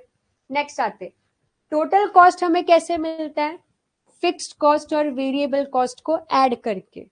तो हमें एवरेज कॉस्ट कैसे मिलेगा, चलो बताओ, जब हम टोटल कॉस्ट को डिवाइड करेंगे टोटल क्वांटिटी से, टोटल कॉस्ट को डिवाइड करेंगे टोटल क्वांटिटी से, तो हमें क्या मिल जाएगा, एवरेज कॉस्ट। ठीक है, नेक्स्ट यहाँ पे बोला है डिमांड कर्व बताना है कैसा होगा, और सप्लाई कर्व देके रखा है अपवर्ड। तो अगर सप्लाई कर्व अपवर्ड है तो डिमांड कर्व कैसा होता है, डिमांड कर्व इज डाउनवर्ड। अगर आप लोगों को नहीं पता डाउनवर्ड कैसे, तो आप मेरा वो डिमांड एनालिसिस का लेक्चर देख सकते हो जाके, तो आपको समझ में आ जाएगा कि क्यों डाउनवर्ड स्लोपिंग है। ठीक है, लास्ट है चेंज इन सप्लाई बताना है आपको। अदर फैक्टर्स कांस्टेंट रहता है वेरिएशन ऑफ सप्लाई में, वेरिएशन ऑफ सप्लाई में क्या कांस्टेंट रहता है, अदर फैक्टर्स। और चेंज इन सप्लाई में क्या कांस्टेंट रहता है, मैंने आपको अभी जस्ट ये लेक्चर में सिखाया था। चेंज इन सप्लाई में क्या कांस्टेंट रहता है, वेरी गुड, वेरी गुड कोमल, संजना, वेरी गुड। प्राइस इसमें क्या रहता है, कांस्टेंट। ठीक है, सबके आंसर्स आ रहे हैं, मतलब आप लोगों को ये चैप्टर बहुत ही अच्छी तरीके से समझ गया है। ठीक है, सो आज का हमारा ये चैप्टर खत्म होता है। हमने सप्लाई एनालिसिस जो चैप्टर नंबर 4 है वो हमारा पूरा खत्म होता है, जिसमें हमने stock and supply, determinants, law of supply, है ना, एक्सपांशन, कॉन्ट्रैक्शन, इंक्रीज, डिक्रीज, और फाइनली हमने सीखा total cost, total revenue, average cost, average revenue. ठीक है, सो मैं आपको अभी 2 to 3 मिनट्स दे रही हूँ, अगर आपको कोई डाउट है तो आप अभी मुझे पूछ सकते हैं। ओके, और अगर आपको समझ गया है तो आप एक थम्स अप कर सकते हैं, तो मुझे समझ जाएगा कि आप लोगों को ये पूरा चैप्टर अच्छे से समझ गया है।